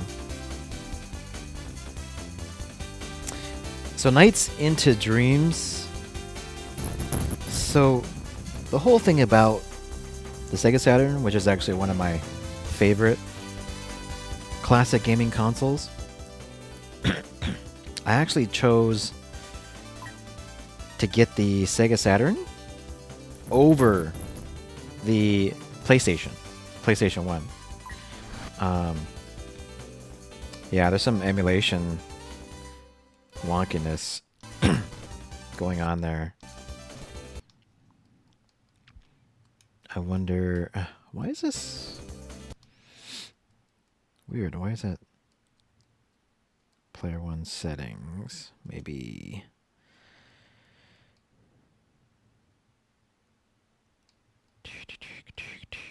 rendering resolution? I don't know if that's going to make any difference.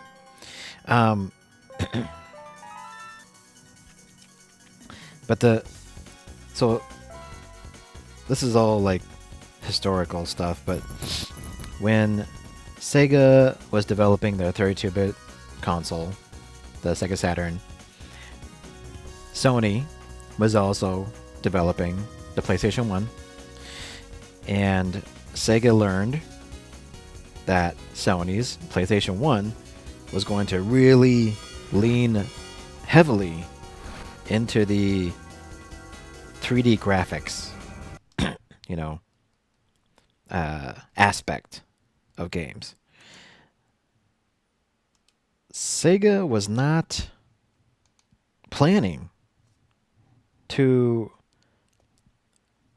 make a fully 3D console. Like they were betting that 2D would still be like the majority of the games for the 32-bit generation. That is until they got wind that Sony that the PlayStation 1 had a really powerful 3D processor for the time, right? And so Sega was like, "Oh crap! If we're going to compete, we have to make our console do 3D." And so basically, what Sega did is just plop in a second processor in the Sega Saturn. So it had one processor already. They were going to ship with that. And after they learned about what Sony's doing, they plopped a second processor in the console so it could do 3D graphics. And yeah, there's some emulation problems here with this, but so that's what they did. And and that made it actually really difficult for developers to make games for the Sega Saturn. It was notoriously difficult for developers to program for both processors. I don't think many of the early games even quite utilized the second processor. I don't think it was until Knights came out, which I just showed you guys, that they were actively like even promoting the fact that they were utilizing the second processor in the console. Plus, the fact that made the Saturn way more expensive to make as well. I think it was priced at $500, if I remember right. And I think the PlayStation 1 came in at $400, like $399. I think that's what they did. I think there was like this famous press conference with Sony, because like Sega announced their price at like 500, I think.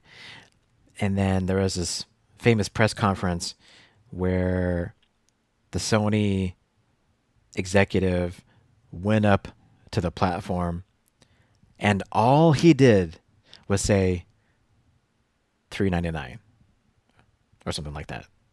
Like $399 or $400. I think he said $399. And then he left the stage. He just left. Right? Because everybody knew that was their answer to Sega's price. Like, what was the PlayStation 1 going to be? Like, what the price, right? Was, what was going to be the price on that? So yeah, that was the thing. And then on top of all that, right? Sega had to put in the second processor. They had to like make it more expensive, more complex to develop for the developers who were having a hard time. On top of that, Sega did probably the worst thing possible. Was that they did a surprise launch of the Saturn in the US. It was supposed to come out at a certain date and time.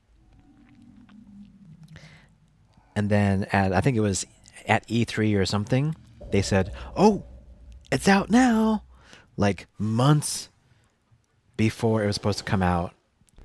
And practically nobody knew about that. Like GameStop's, all of the retailers, none of them knew that the Saturn was going to be released early. Even their launch partners for developers, a lot of them also did not know that the console they were developing for was going to come out early. And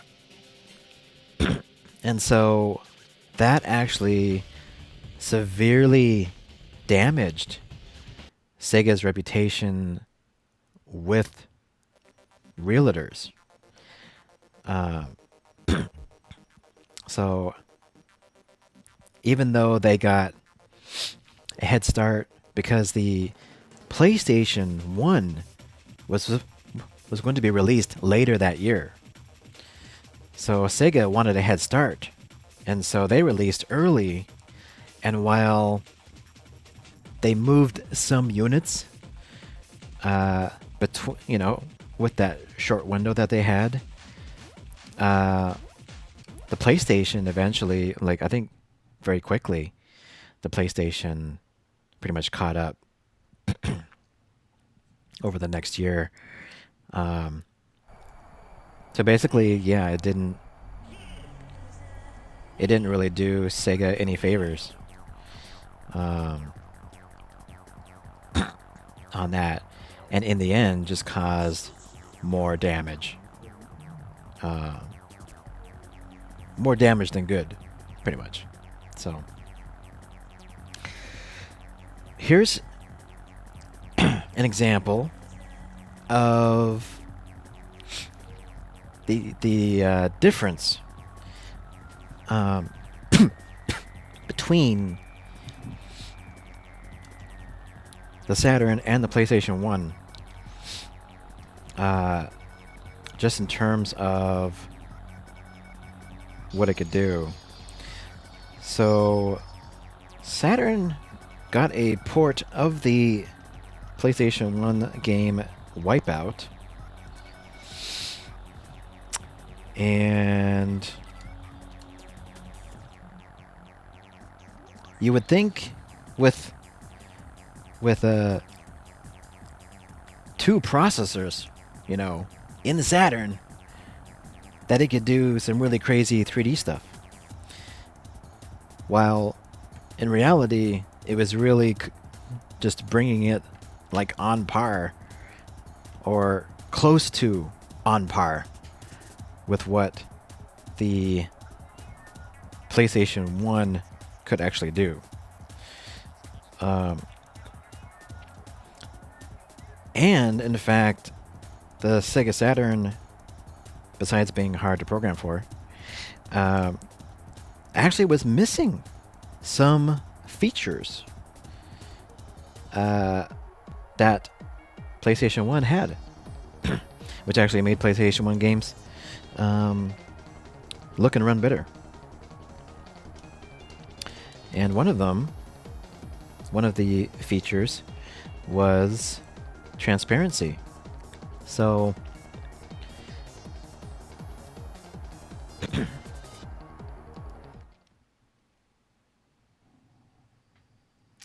I will show you the example here.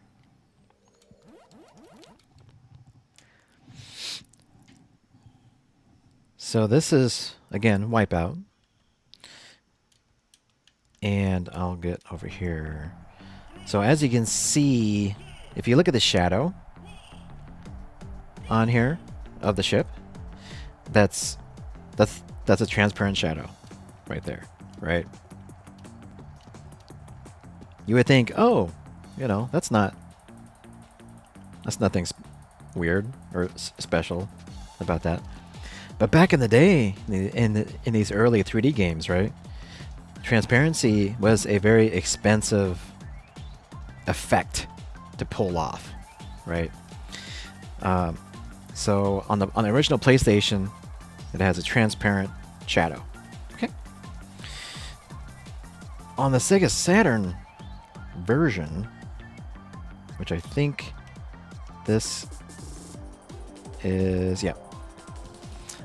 On the Sega Saturn version, they did not have transparency because it could not do it. At least through the normal methods. So this shadow is actually dithered to make it look like it's transparent. You can see all those little like pixels in there, those dots and stuff.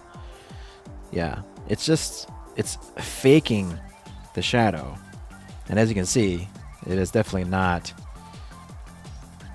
as good right there. Yeah, you can see. So it's a dithered shadow. So it definitely cannot do the same kind of transparency effect like you see here on PlayStation. It wasn't actually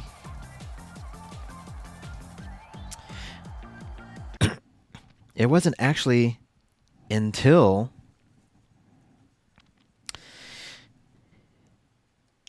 the game Burning Rangers, which was a first-party title. Oh my god, I have so many games. I have the entire Saturn library on here. It wasn't until the game Burning Rangers, where are you? Burning Rangers. Which was a Sega first-party title. These were like the best of the best. You know, this was Sonic Team. They were like the best of the best developers, you know, in-house in Sega. That they were able to prove that, oh, the Sega can do transparency. It can do it.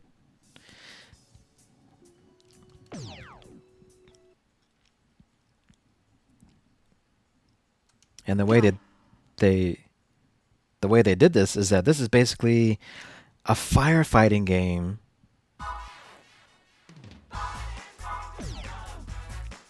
This is like a futuristic firefighting game. Which was really cool.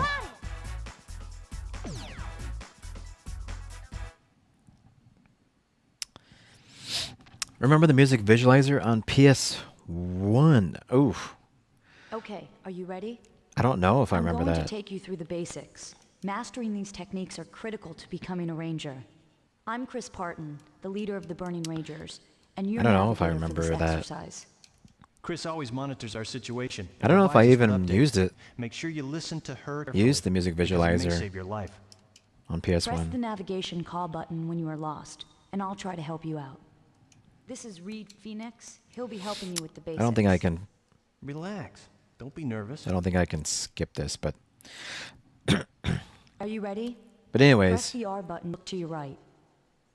Burning Ranger was, yeah, like I said, it was She basically said press the R Sega's button. Quickly now. first party flagship kind of exclusive, and you could like, shoot fire at, or you could shoot your anti-fire weapon at fire, and the fire would be fully transparent. You know, the smoke would be transparent. Like everything's transparent, right? There's a overload of transparency in this one. So, Tillis, don't tell me you're so yeah, this was basically one of like their, scared. again, them proving that the Saturn could do transparency. And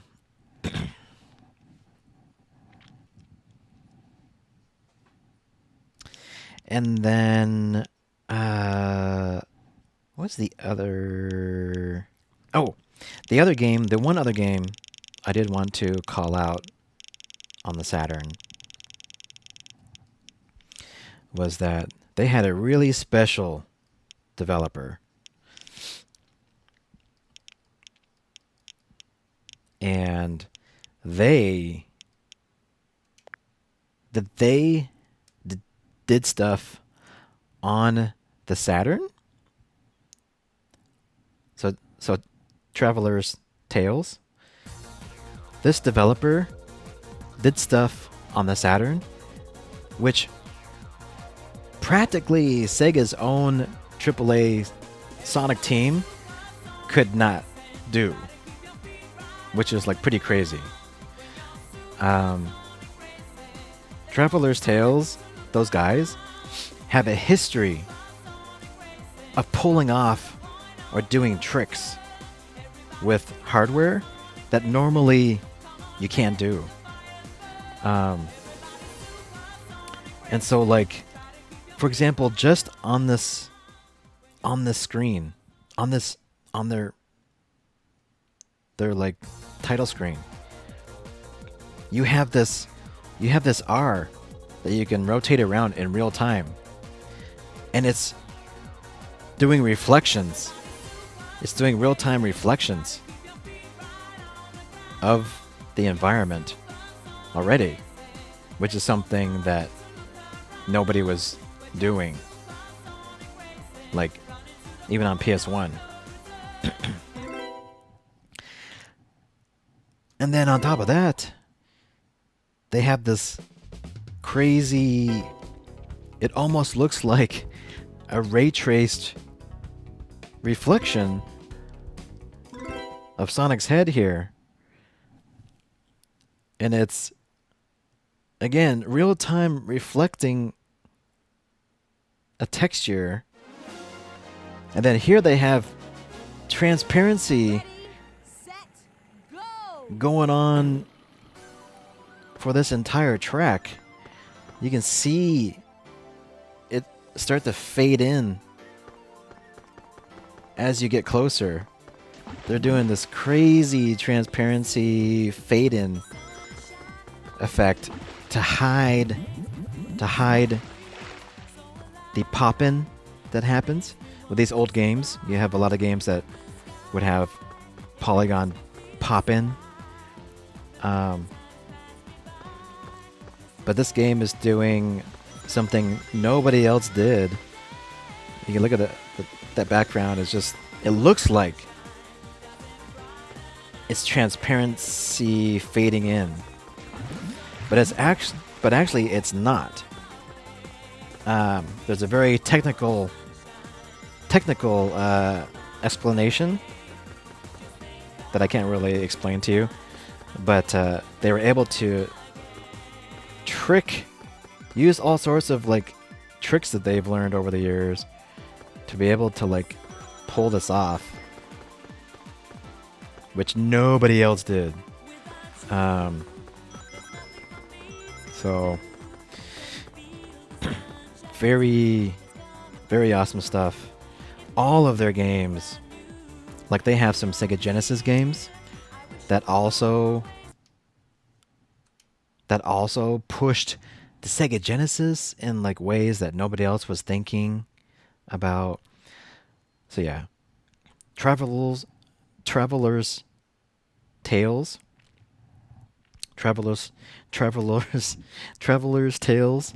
Definitely look them up as a developer and check out their games. I'm sure there's some really cool videos on YouTube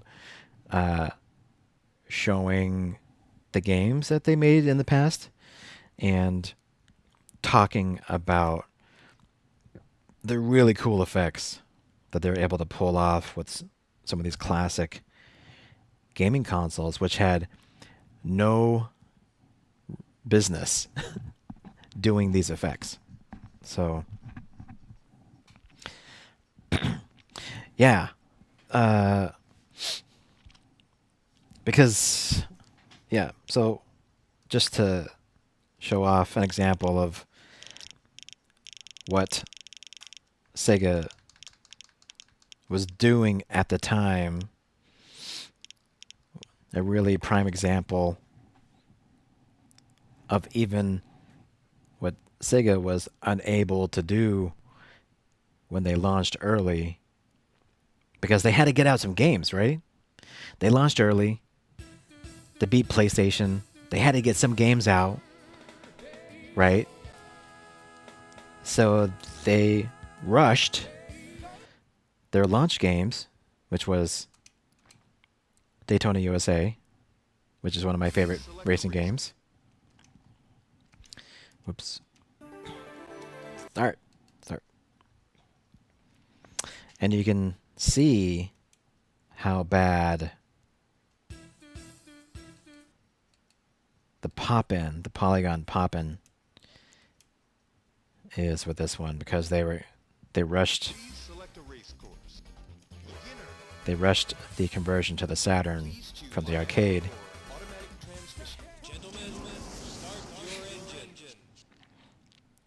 So just watch the background here.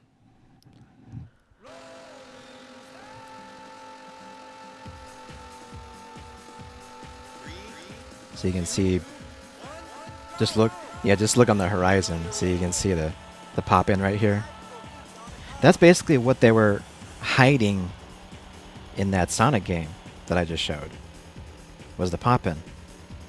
But they made it look so cool, and it looked like it was transparent, right?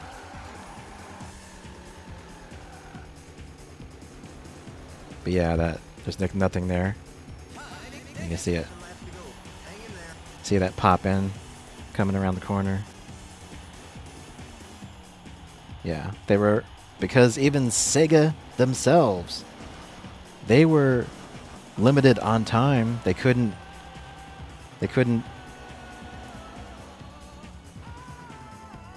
optimize that and make the graphics not pop in so badly.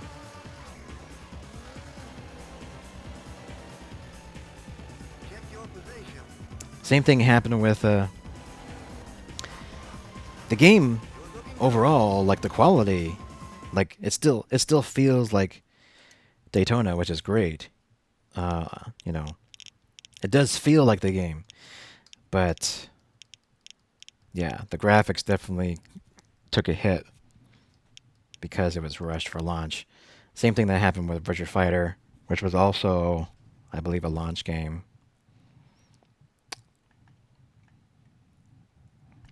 As well. I want to see. I wonder if I have the arcade. I might have the arcade version of Daytona. Let's see.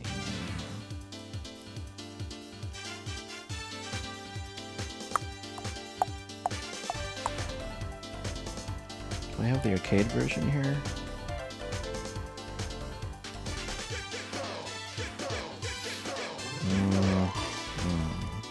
I don't.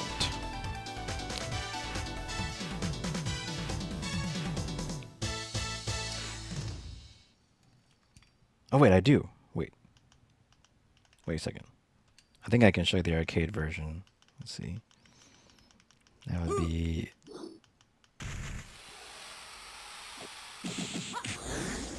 Oh no, I don't have it here.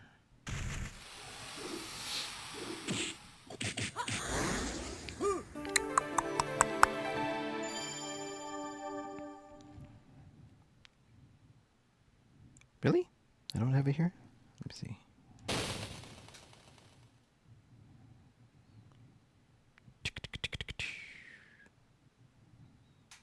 Okay, maybe I have it. Let me see.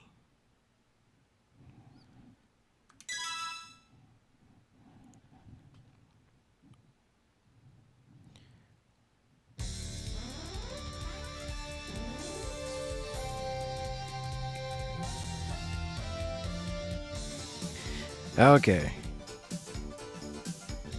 Let's see if this works. This might work. This is the arcade version of Daytona USA.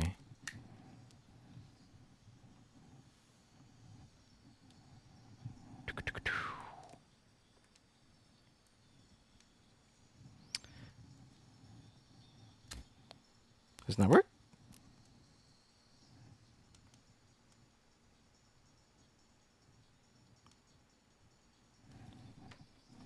Is there sound coming out through here?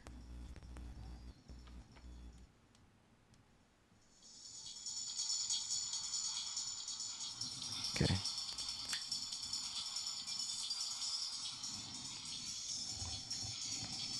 Huh. Okay. The audio's not coming out of my... Oops.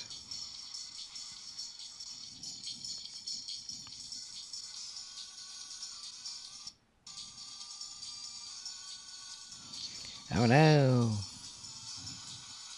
Maximize.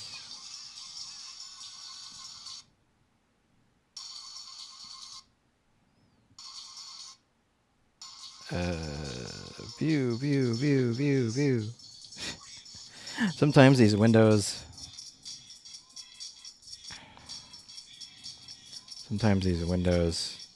versions can get wonky. There we go. Anyway, here's the arcade version. I'll just start it up. You can see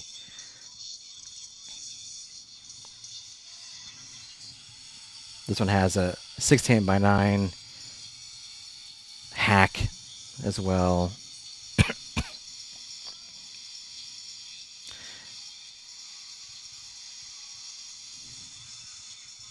I mean, you can instantly tell the graphics are much better than the Saturn version. There's still some pop-up there in the background, obviously.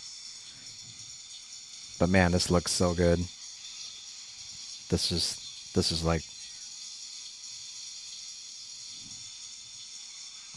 like pristine. This is like the way to play it. The original arcade. When you're playing these games though, it's not really like a one-to-one. Like you can't just load it up and just really play it. Because first off, I mean, yeah, you can play it, but unfortunately, the side effect is that these arcade games, they're made to be played on arcade hardware. So it's made to be used, for like driving. All the games are configured to use a steering wheel. So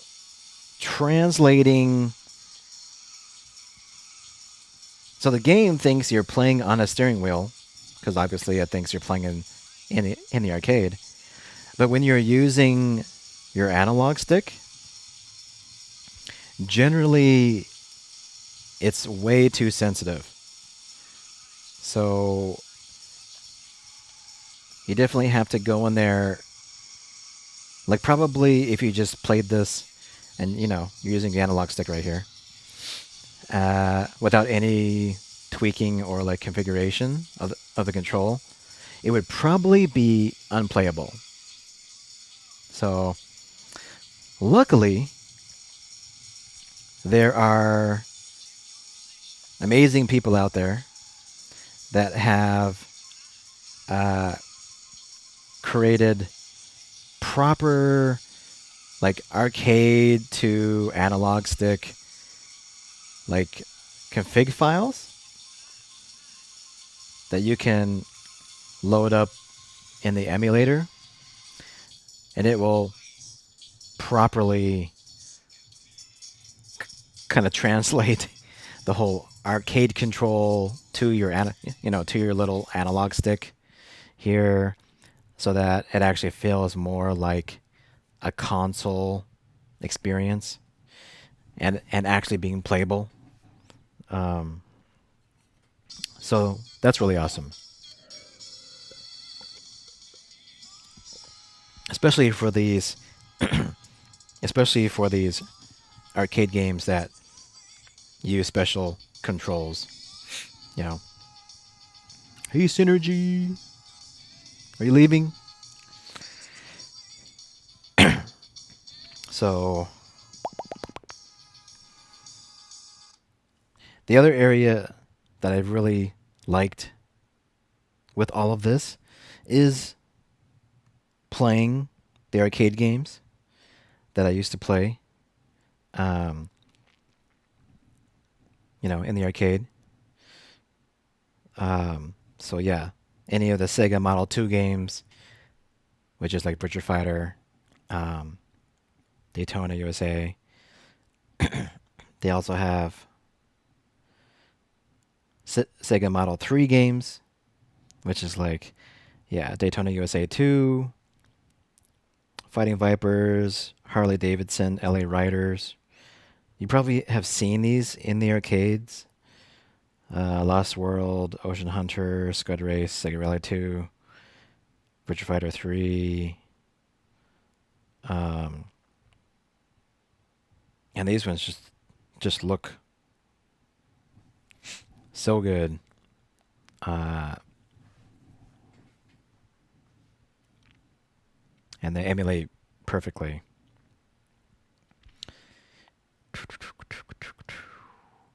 So it's really awesome to like revisit these, especially the arcade games that you could usually only play these in the arcade. Welcome. You've got Right? mail.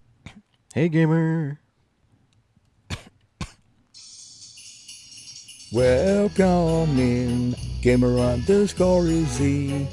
Thank you for joining us. Oh,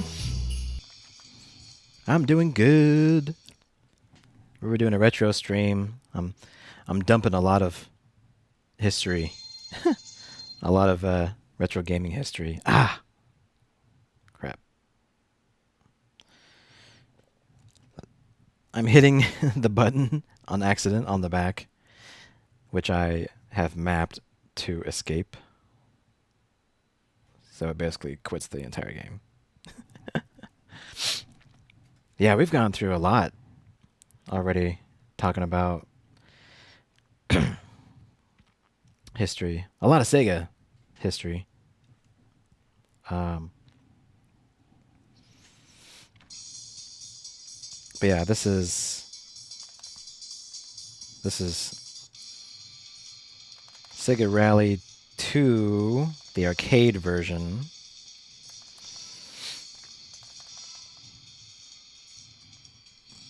I think this got ported to the PlayStation 2, I believe. But playing the original arcade here like this, I mean, man, it's like so smooth. This is like 60 FPS. Really great resolution.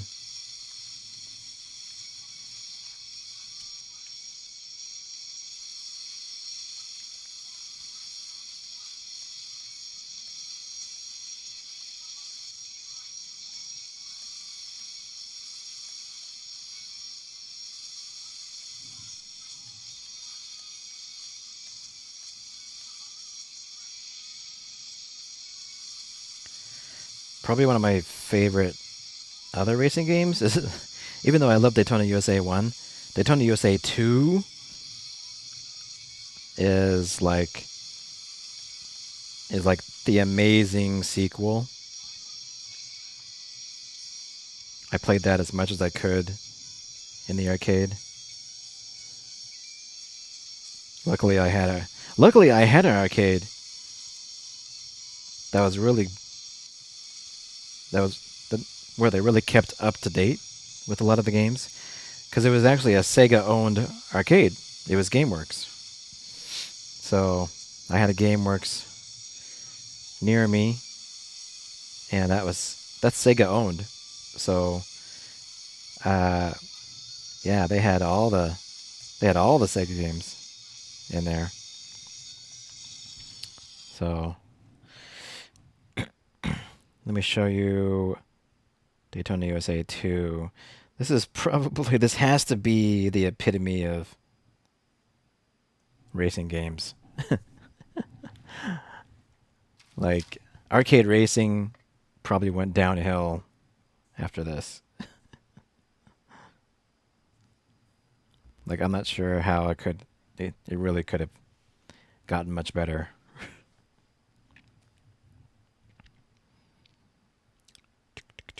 And I wish let's see if the audio will work here.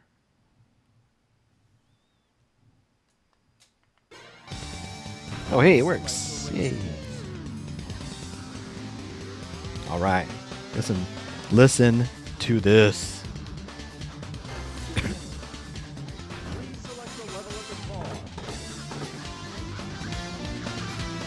If this doesn't hype you up, Easy level car. Choose manual or automatic transmission. Automatic. get hype.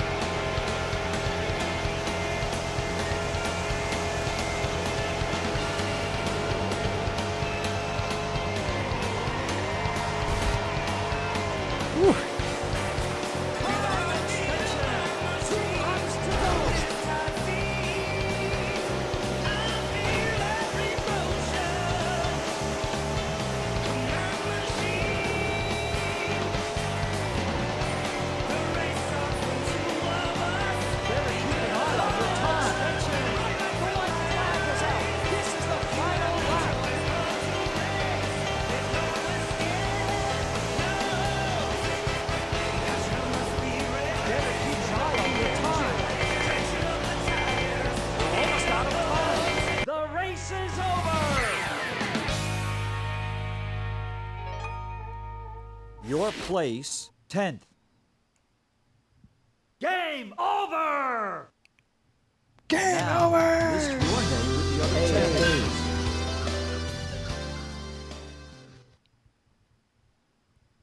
Right, and that was just the beginner level. Please select the race course. Advance. Please select the level of the car. Easy level car. Choose automatic. Gentlemen, start your engines. Second level is even cooler looking. Watch that red line on the track.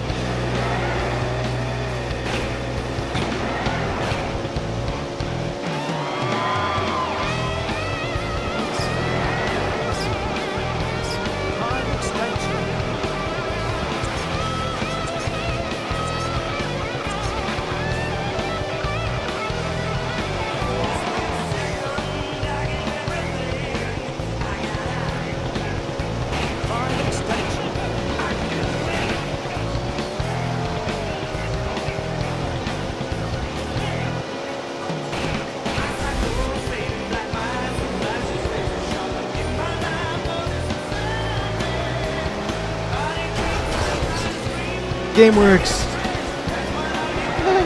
They have their logo there. That's funny.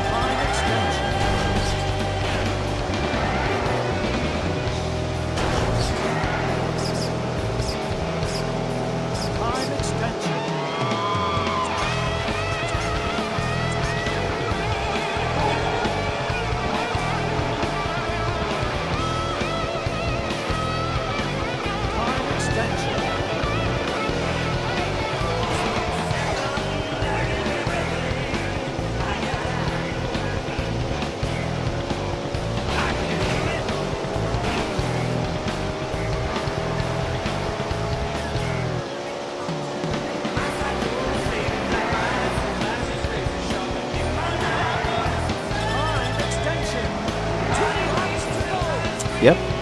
This was the same. All of Sega's racing games were all sit down. Yeah. They had versions of the game that were stand up. But at least at GameWorks. At GameWorks, they were all sit down. Yeah.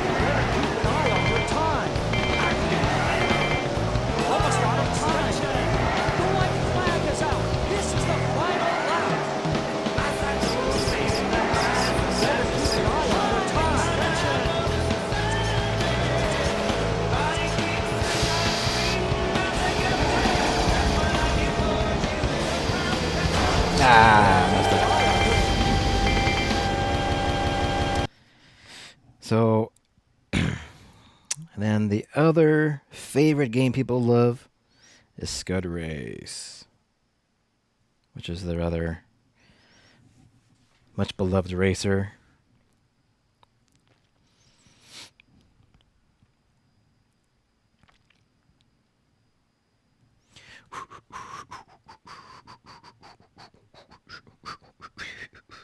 Oop. Wait, will this start? No, it's not going to start. It's looking for a network board, which I don't have. I don't have that. Again, these are the arcade games, so they're looking for arcade hardware. You have to trick it to make it think like it's running on an arcade board. There we go. Oh! All right.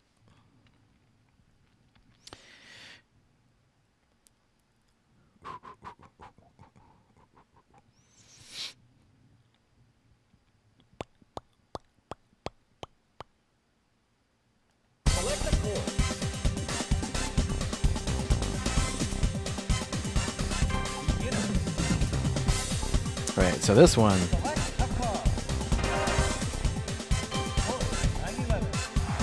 Yeah, again, this was probably their next best racing game during this generation.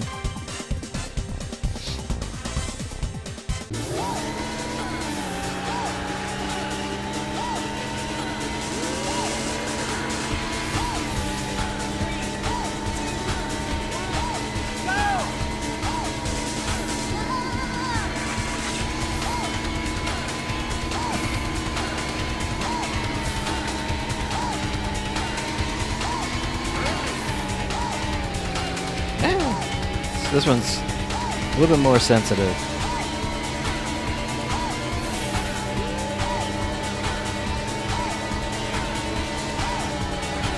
to the analog control.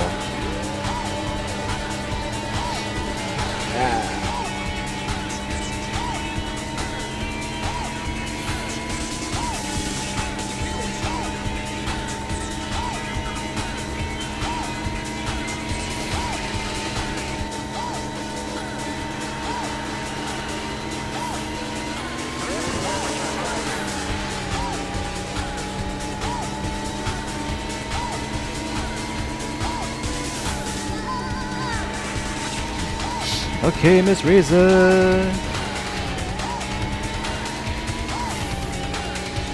I'm not sure how much more I'm gonna do here, but you can definitely check out the VOD.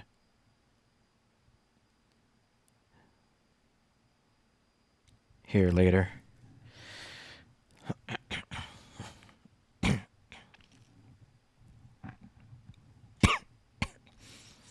Have a good night.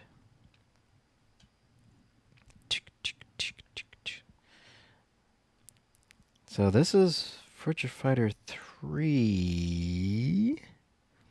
This was converted.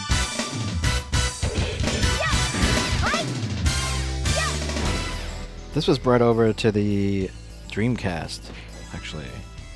So this one did make it to the Dreamcast, and the Dreamcast Fight one, ready, go! did it pretty well.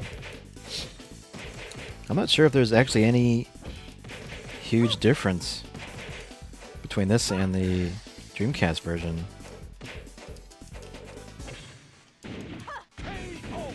Actually. Even good times blow it. Fight two, ready, go! Which really sucks because, like, I would have absolutely loved a Daytona USA 2 port. If anything, this shows that the Dreamcast is more than capable of playing a conversion of their arcade board. So anyways, this is the arcade version. I can actually load up the Dreamcast version, I believe. Let's see if I can do this. Do I have Dreamcast on here? I should. If not, I need to get Dreamcast on here.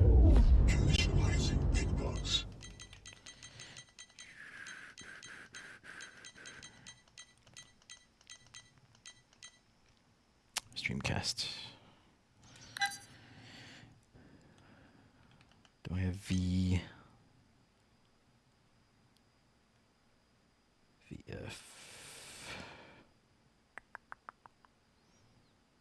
Keep going. Yeah, there's Sega Rally 2. That was on the arcade board. Virtua Fighter 3 Team Battle. Yeah.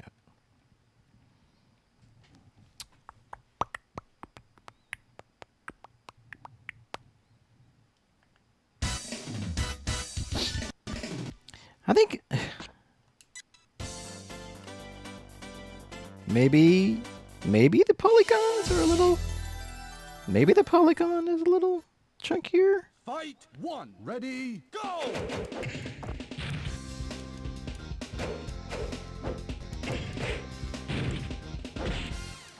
Yeah, I think maybe the polygons are a little bit chunkier, but it's pretty close. What?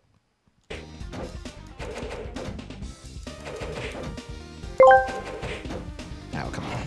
Srimer asked me, sing Mrs. Reza a lullaby and tuck her in. Close your eyes, Mrs. Reza. It's time to drift to sleep. Let the stars above guide you through dreams that you'll keep. The night is calm, the moon's aglow. Rest your weary head as the gentle winds of slumber tuck you into bed.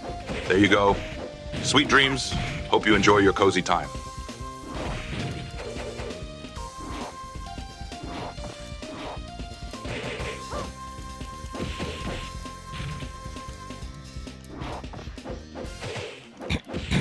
She might have left already. She definitely needs to watch the VOD for that.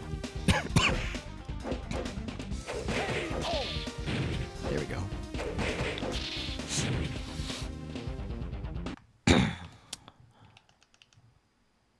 The crappy thing about Dreamcast, which I also loved, I love the Dreamcast. Unfortunately, a lot of the games we're kind of skipping ahead in generations here a bit, but unfortunately, because Nintendo, not Nintendo, because Microsoft was involved with the development of Dreamcast, some of these games actually used Windows CE to be basically the backbone of the game engine. So those games that actually used Windows CE are not able to be emulated, as far as I know, which is quite a lot of games here on Dreamcast. So that's too bad.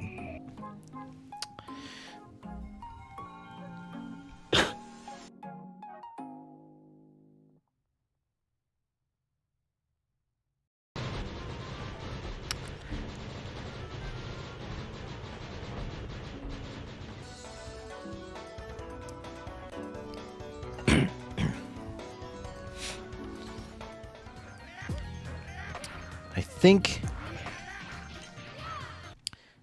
Let me try to see if.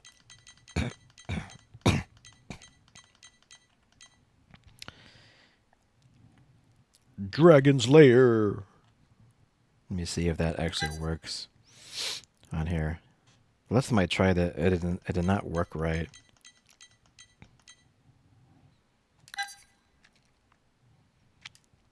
Because I swear Dragon's Lair is supposed to have like the places that you highlight. It's supposed to like highlight a direction, right? When you have to go somewhere. And I think last time I tried this, it was not highlighting. Dragon's Lair, a fantasy adventure where you become a This is the Sega Sega CD version. So, yeah, it's definitely less quality here. There is an arcade standalone version of this, which is the original Laserdisc quality. But I need to find that. That is a standalone executable as well. So you don't need anything. You just need the executable and the files, and it will launch Dragon's Lair. So that's pretty cool. Dragon's Lair, a fantasy. I need to refine that again. Yeah.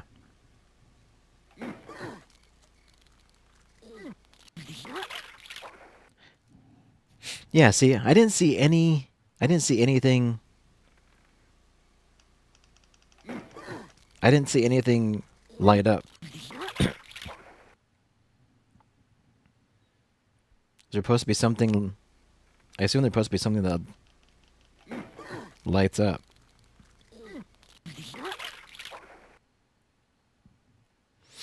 What about Space Ace? Yeah, they have that. They have Space Ace. This is really odd because, like, I thought everything was perfectly, like, emulated.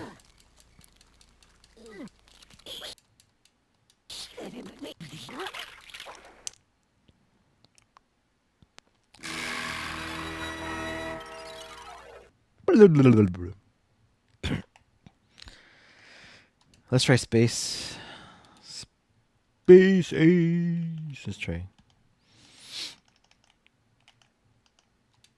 There's another one called Gal. Was it Time Gal as well? Space Ace, right? Let's see.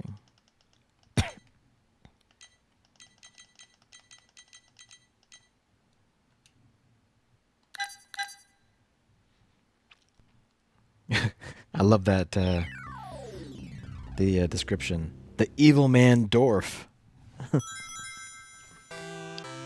I'm like dwarf, huh? Time Gal was fun. Time Gal was fun. Defender of justice, truth, and the planet Earth. Ace is being attacked by the evil Commander Borf. Hold your fire. Commander Dorf? No way, Borf, old buddy. Oh! Ah! I've been hit! By the Infanto Ray. Struggle with Dexter to regain his manhood. Destroy the Infanto Ray. Defeat the evil It's a ray gun that gets rid of your manhood.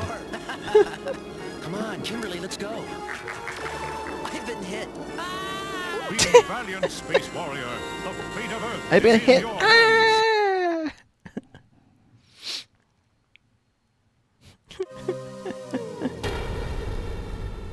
That is funny. Play Spaces, or you can view the demo for Space Ace Brenda 13 or Dragon's Lair.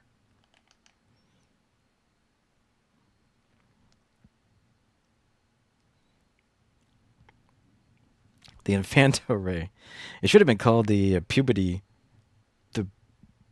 The puberty ray.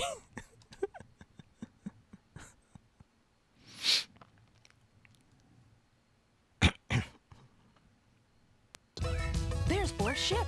Close main. Oh! I got a flash. I got one. Man, that's super quick though. There's Borf's ship. Close main.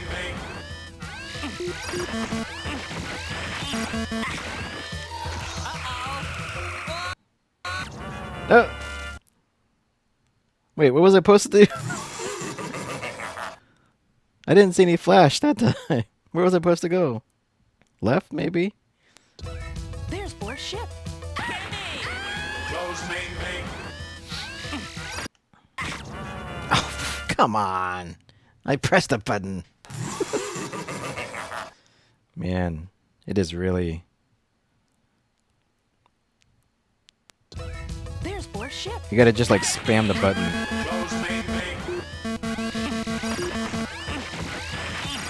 Okay, so I think I go left, maybe.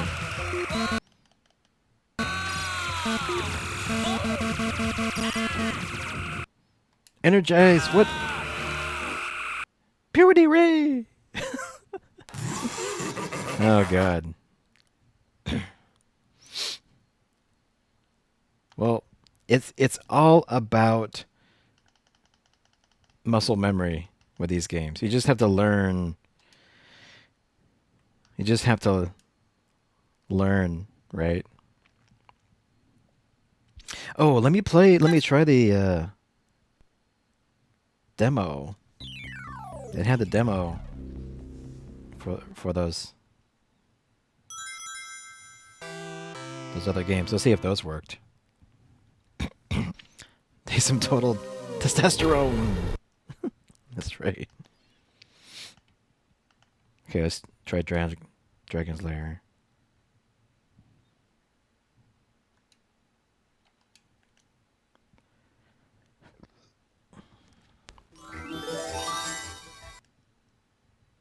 Oh.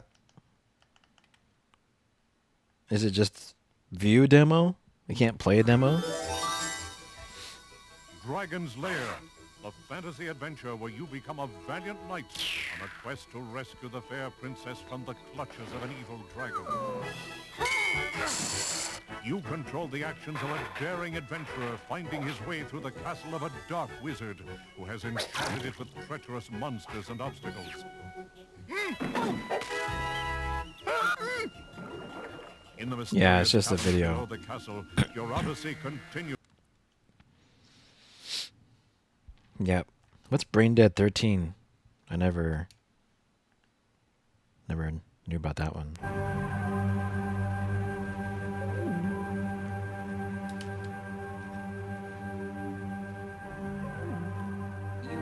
to challenge me, the Dr. Nero Neurosis? My savage Nimrod, Fritz, will hunt you down through every chamber, every nook, every cranny. It would take a brain far superior to yours if It's a you had brain. to combat the evil creatures within. All right. It's a brain. Yeah, I'll show you Time Gal.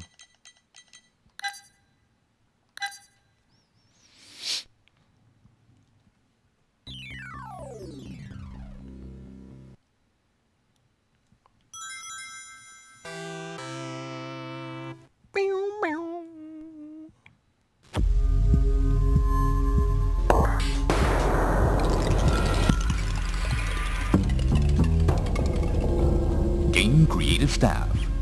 Wolf Team.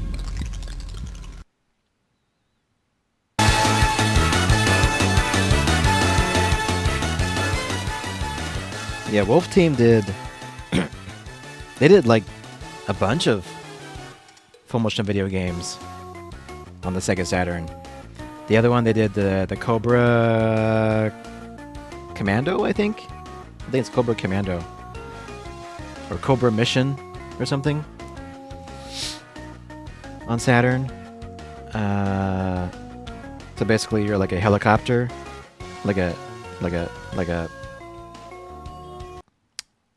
like a gunship helicopter, and you gotta fly through.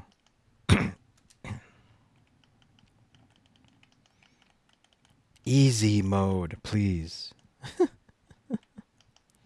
Visual mode too. You can just watch it. That's neat.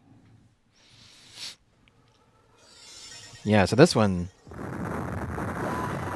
right? They got little jewels.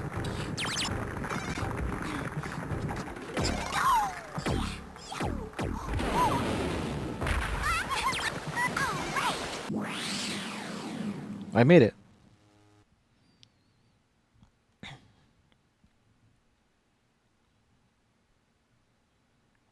The frame rate, though, is much lower. I think it's because they had a bigger... they had a bigger...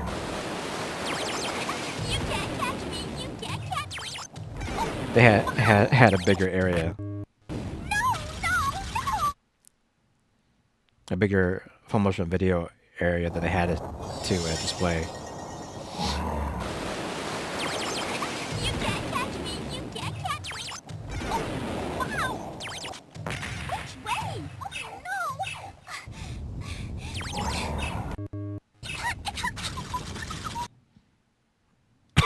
You don't remember seeing this ever? Wow. This was... No, this was not in the arcade. This was Sega Saturn exclusive. Or Sega CD. Sega CD exclusive, I believe. But yeah, same thing with Cobra... I want to say Cobra Mission. Cobra Command. Okay, that was close. Same, should be same guys, Wolf Team.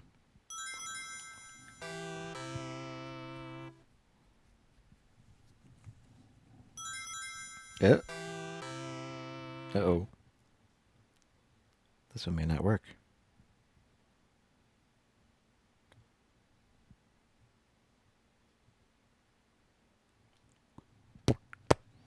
Oh.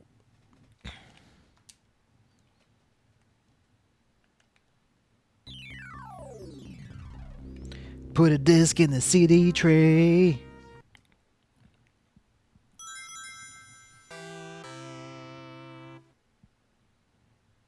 Ah, too bad.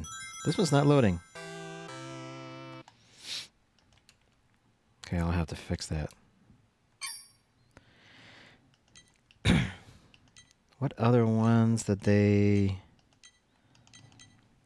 do? I think Cobra Command was the other big one.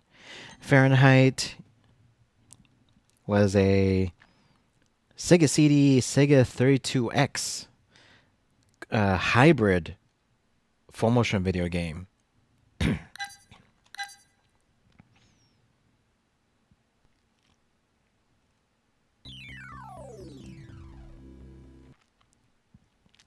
The Sega 32X actually had some CD enhanced games.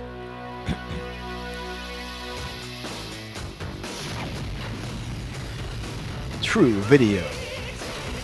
Fahrenheit, yeah! It's so hot in here! Yeah! Higher! Dude, those two firemen got burned. Those two guys got yeeted. Dude, everyone's dying. Yeah, man. It's a great day.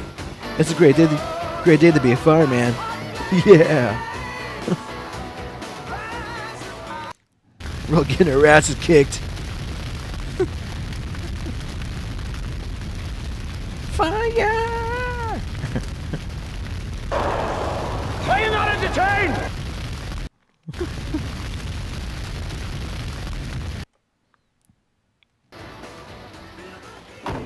Hey, I've been expecting you. Glad to have you aboard. Be with you in a second. Everything you've heard about Station 13 is true. We've got the busiest company in town. This is where you'll earn your stripes. But hey, Yeah, so this is how not so they bad. like You'll fit right in. I believe their time. true video technology You know, you're pretty good for a allowed rookie. them to like I saw the paper last week. get at least Saved 3 a people your decent first time out. frame rate We're out starting of you like off in my old job, like full rescue screen full motion specialist. video. Come on, I'll introduce you to the rest of the company. So this was actually pretty Hey, great. you're looking for a new career? He is. Mr. Baseball better so you can get 5 strikeouts in a row against station number 2. I'll take a piece. I don't know if Hey kid, you wanna get Sewer in on Shark this? Oh, sorry, I almost forgot. Everybody, this is our new rescue was using specialist. true video or not. Catcher here. That's Stinkowski. He's our engineer. You got me stinky. Everybody It kind of looks like You'll find out why soon enough. same quality as Sewer Sheriff speaks Shark. highly of you. I'm your hazardous material expert. I'll be your can man.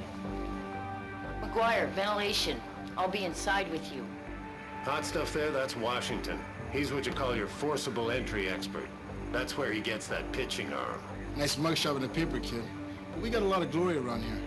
Remember, the first time was lucky. But that? Yeah, Sewer Shark was probably the most famous one.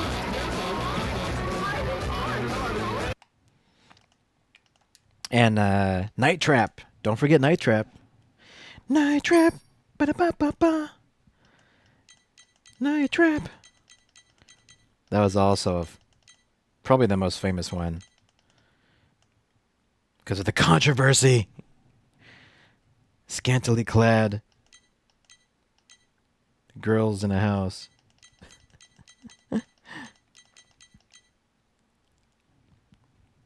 Yeah, Sewer Shark. One of the famous ones. Sherlock Holmes also had full motion video. Do I have Night Trap? And how come I don't have Night Trap in here? Really? That's surprising. Do I have it on 32X instead? Maybe I have a 32X enhanced.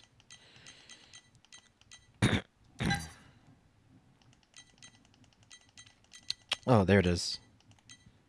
Night Trap 32X enhanced version.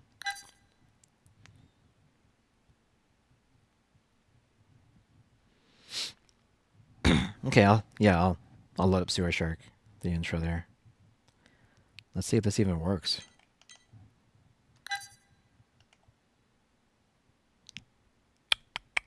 I don't think I've ever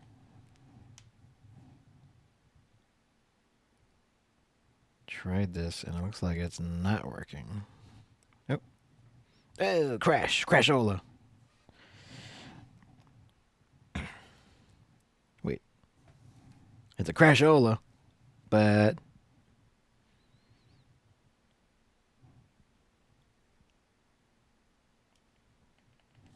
wait, doing something? No. Let's load this back up. Night Trap. Ba-da-ba-ba-ba. I remember the song. And I played through the Sega CD version of Night Trap. They also released Night Trap on the 3DO as well, which had even better. Legion going more like Legion, no. Legion. That's right.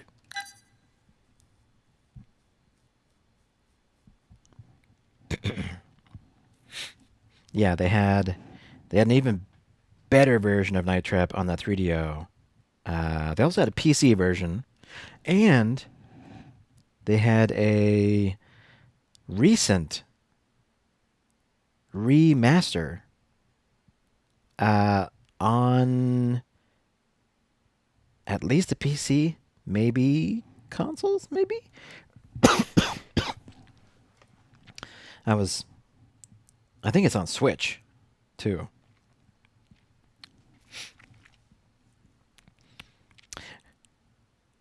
I don't think it was rated NC-17. Was it? It might have been one of the first rated M. Well, Mortal Kombat kind of like sparked the whole mature thing. Yeah. So it's rated M here. There's no actual like nudity in the game. But I think that just sparked the whole conversation because it was full motion video. It was kind of like the first game to be on like a console that had full motion video instead of, you know, that was like at all sexy or even close to sexy. So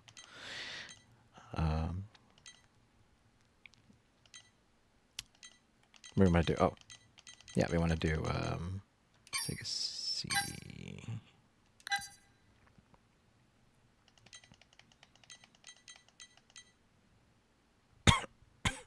So sure.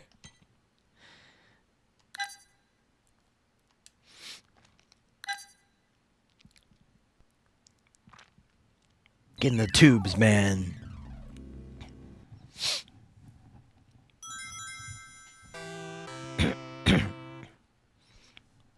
I give you a reason to live.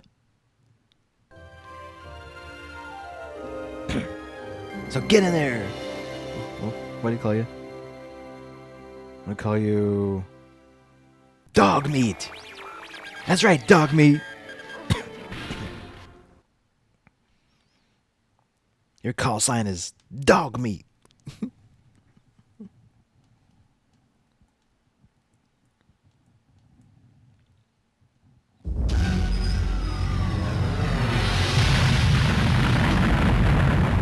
Yeah, this must have been before they were using True Video. So they really had to reduce the actual image size. I hear they're putting you in with Ghost today. Now that's my main man. Greatest co-pilot to ever shoot the tubes. Give him your best stuff and he'll keep you flying. Maybe all the way to Solar City, huh? Showtime. Showtime. I'm Falco. You'll be hearing from me. No, I won't be there for you. Sorry. Welcome to the sewers, punk. The guy you're replacing, he had that same tough guy smirk on his face that you do. Till he hit the wall. They're out there now blotting him up with handy wipes. But the Ghost here, I always come back for more. Let's go, rookie! Take a deep breath, rookie. Don't you love the smell of the sewers in the morning? They smell like victory. It smells like my underwear. This here's the whole hog. I took her apart and I put her back together again. No matter what they taught you up at Talk Rat, factory jobs ain't worth scrap. I got some stuff in there. It's not all strict legal, but it just might keep you out the wall. Now until you earn a better one, your call sign is Dog Meat. Dog Meat. All right, climb aboard, Dog Meat.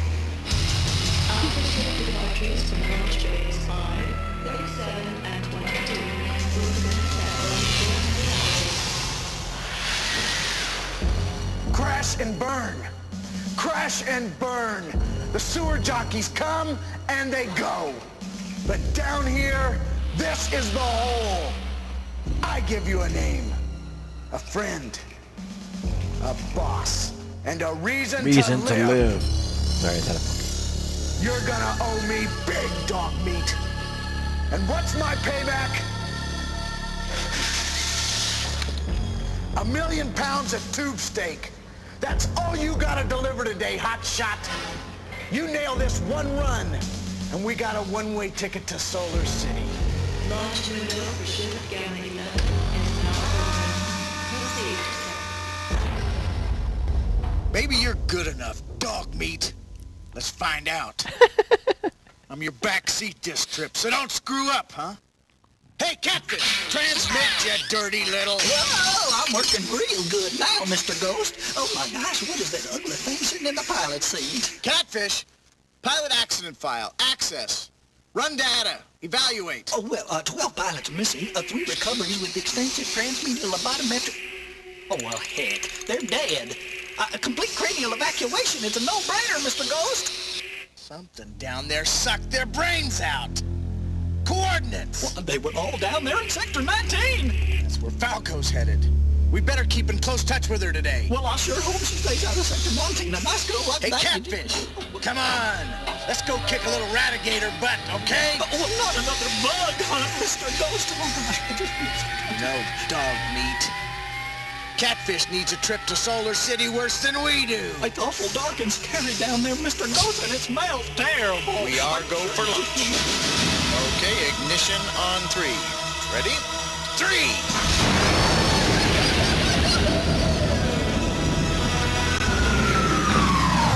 Hey, relax. Pretend it's a game. Maybe it'll even be fun. Shoot the tubes. Shoot the tubes, Dog Meat! Catfish the Ghost, we got a target acquisition down here. Oh my gosh, this goes. The critter's at 3, 6, 12.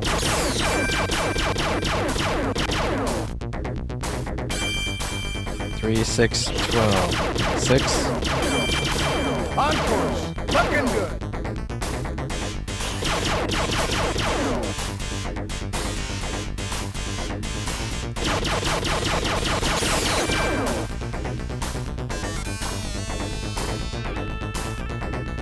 So you have to shoot. So you have to shoot, and you have to steer when it tells you to. But it tells you in the beginning, so it's 3, 6, 12. Nice flying, Ace!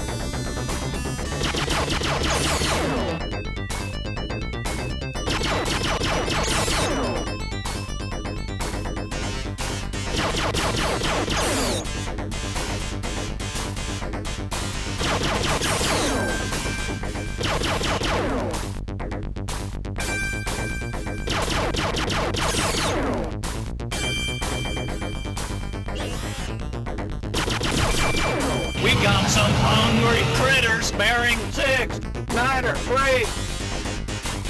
Okay, 6, 9, or 3.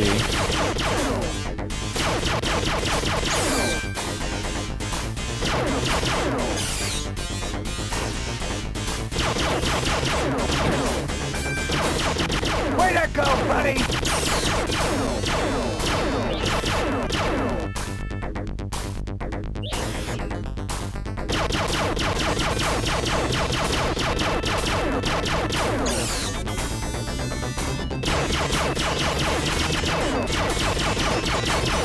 Recharge coming up!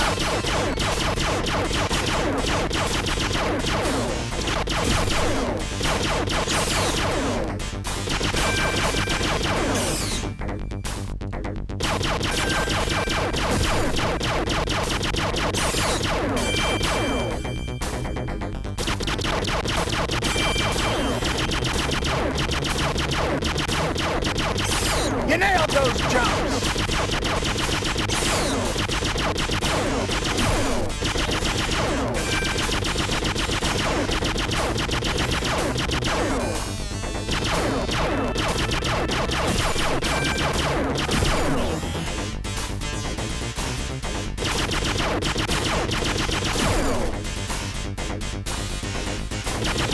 There's a whole mess of bogeys at bearing 12, 3, 9.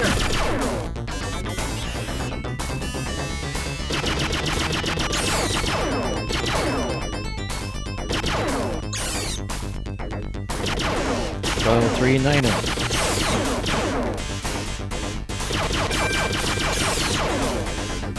This is farther than I've ever been in this game.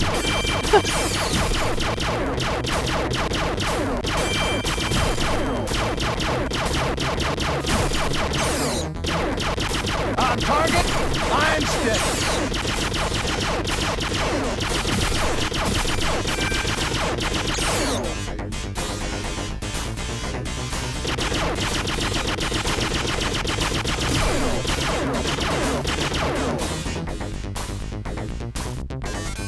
Can't face the ghost. The dang thing bit me. T. Reimer asked me. Please refer to Asmer Destiny as dog meat for the rest of the day. All right, I'll call them dog meat for the rest of the day. What a fitting nickname in a world of retro gaming. What's on your mind? Tess Reimer. See if Michael Scott knows what game Dogmeat is from. Where someone calls someone by a nickname Dogmeat. Maybe we'll see how smart he is.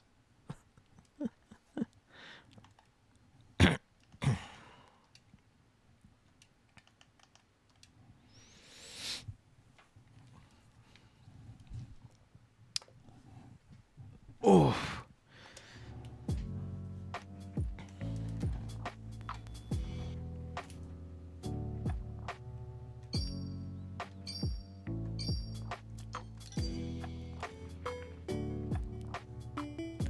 I gotta charge up my consoles. Legion Go is I think down to 30% power.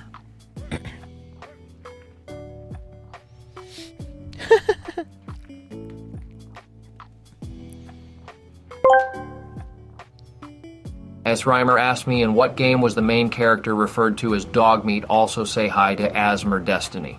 Dogmeat is a famous companion in the Fallout series, particularly in Fallout 3 and Fallout 4, where the main character can have them as a loyal sidekick. Hi, ASMR Destiny. Hope you're enjoying your time in the retro gaming world.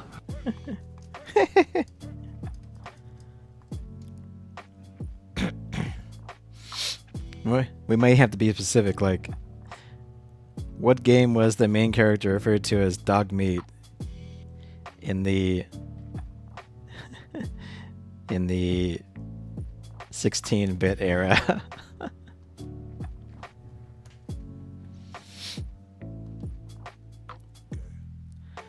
Yeah, he didn't call me Dogmeat.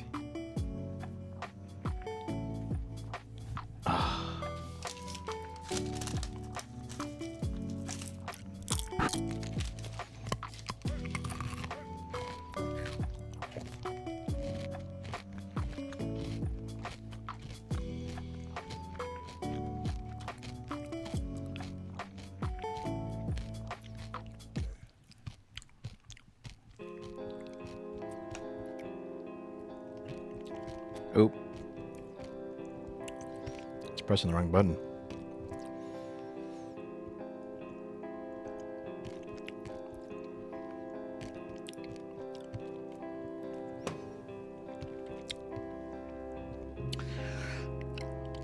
Alrighty.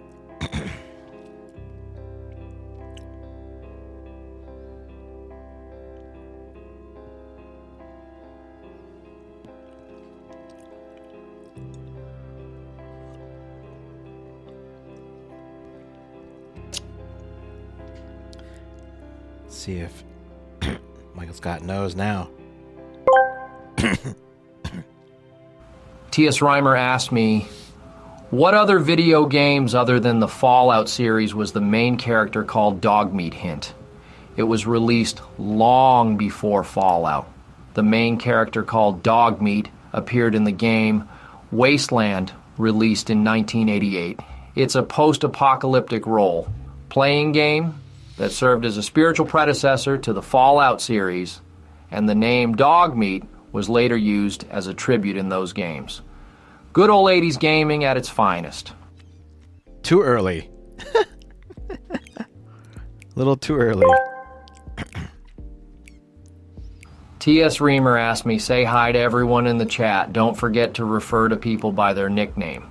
Hey everyone in the chat. Big shout out to Dogmeat Synergy 99 and the rest of you. Awesome folks. Enjoying the retro vibes. Keep on gaming and having fun with those classic pixels. I was like, Synergy is Dogmeat? No. I'm like, that was... I guess that's still me.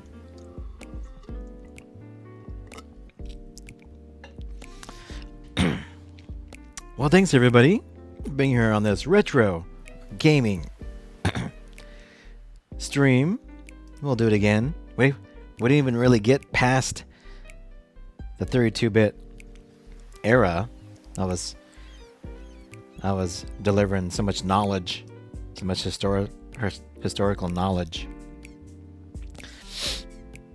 so much good stuff to talk about for these classic gaming consoles.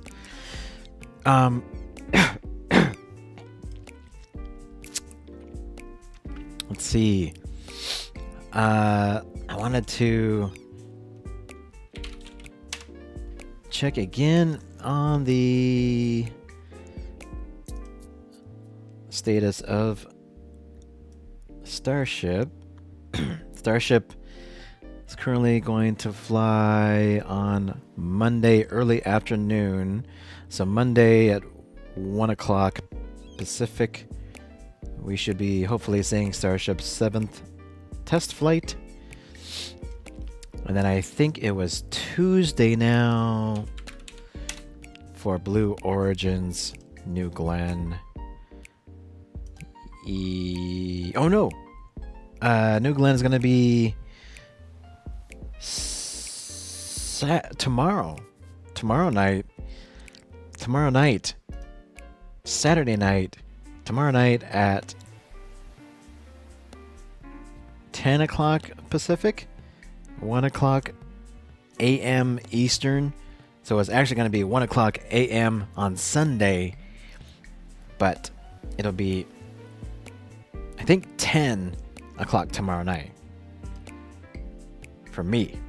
So that is going to be cool. If I am able, I will probably stream that. We'll do a little quick live stream if it looks like it's gonna go.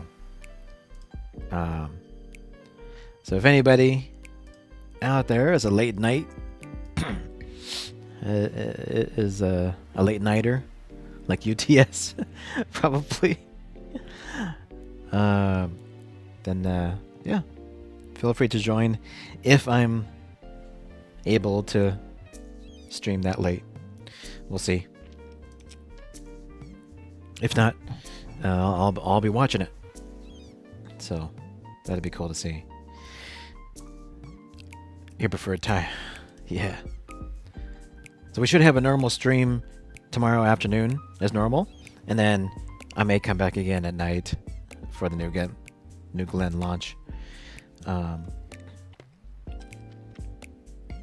Tomorrow night, yeah. Scheduled for 10 p.m. Pacific time tomorrow for the launch. So we'll see. We'll check again tomorrow afternoon during stream just to verify that the launch is indeed going to go. So we'll see about that. But that's it for me tonight, guys. Hopefully you enjoyed our retro gaming stream, taking us back through history. We really only kind of touched the surface here. So a lot of more stuff.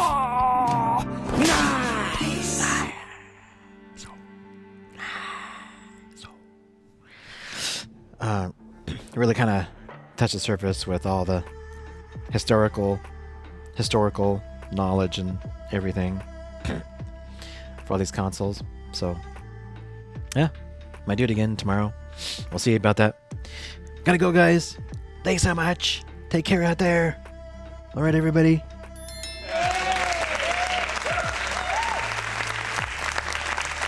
Have a great weekend. Catch you next time.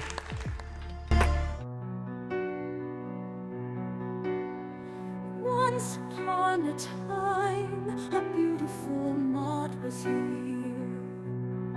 She had to leave to go play Animal Crossing, but she is back ready with her band hammer.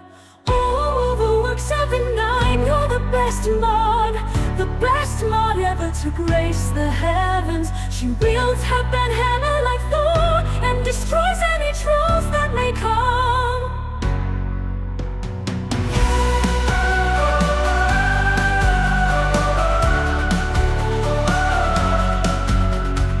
Once upon a time, a beautiful Maud was here.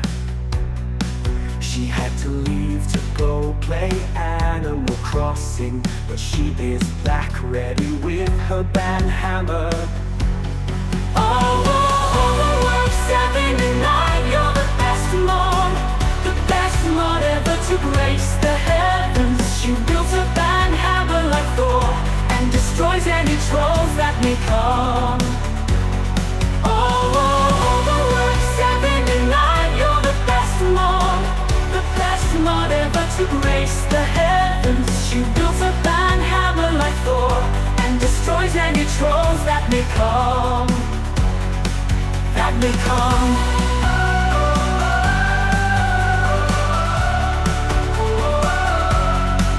That may come.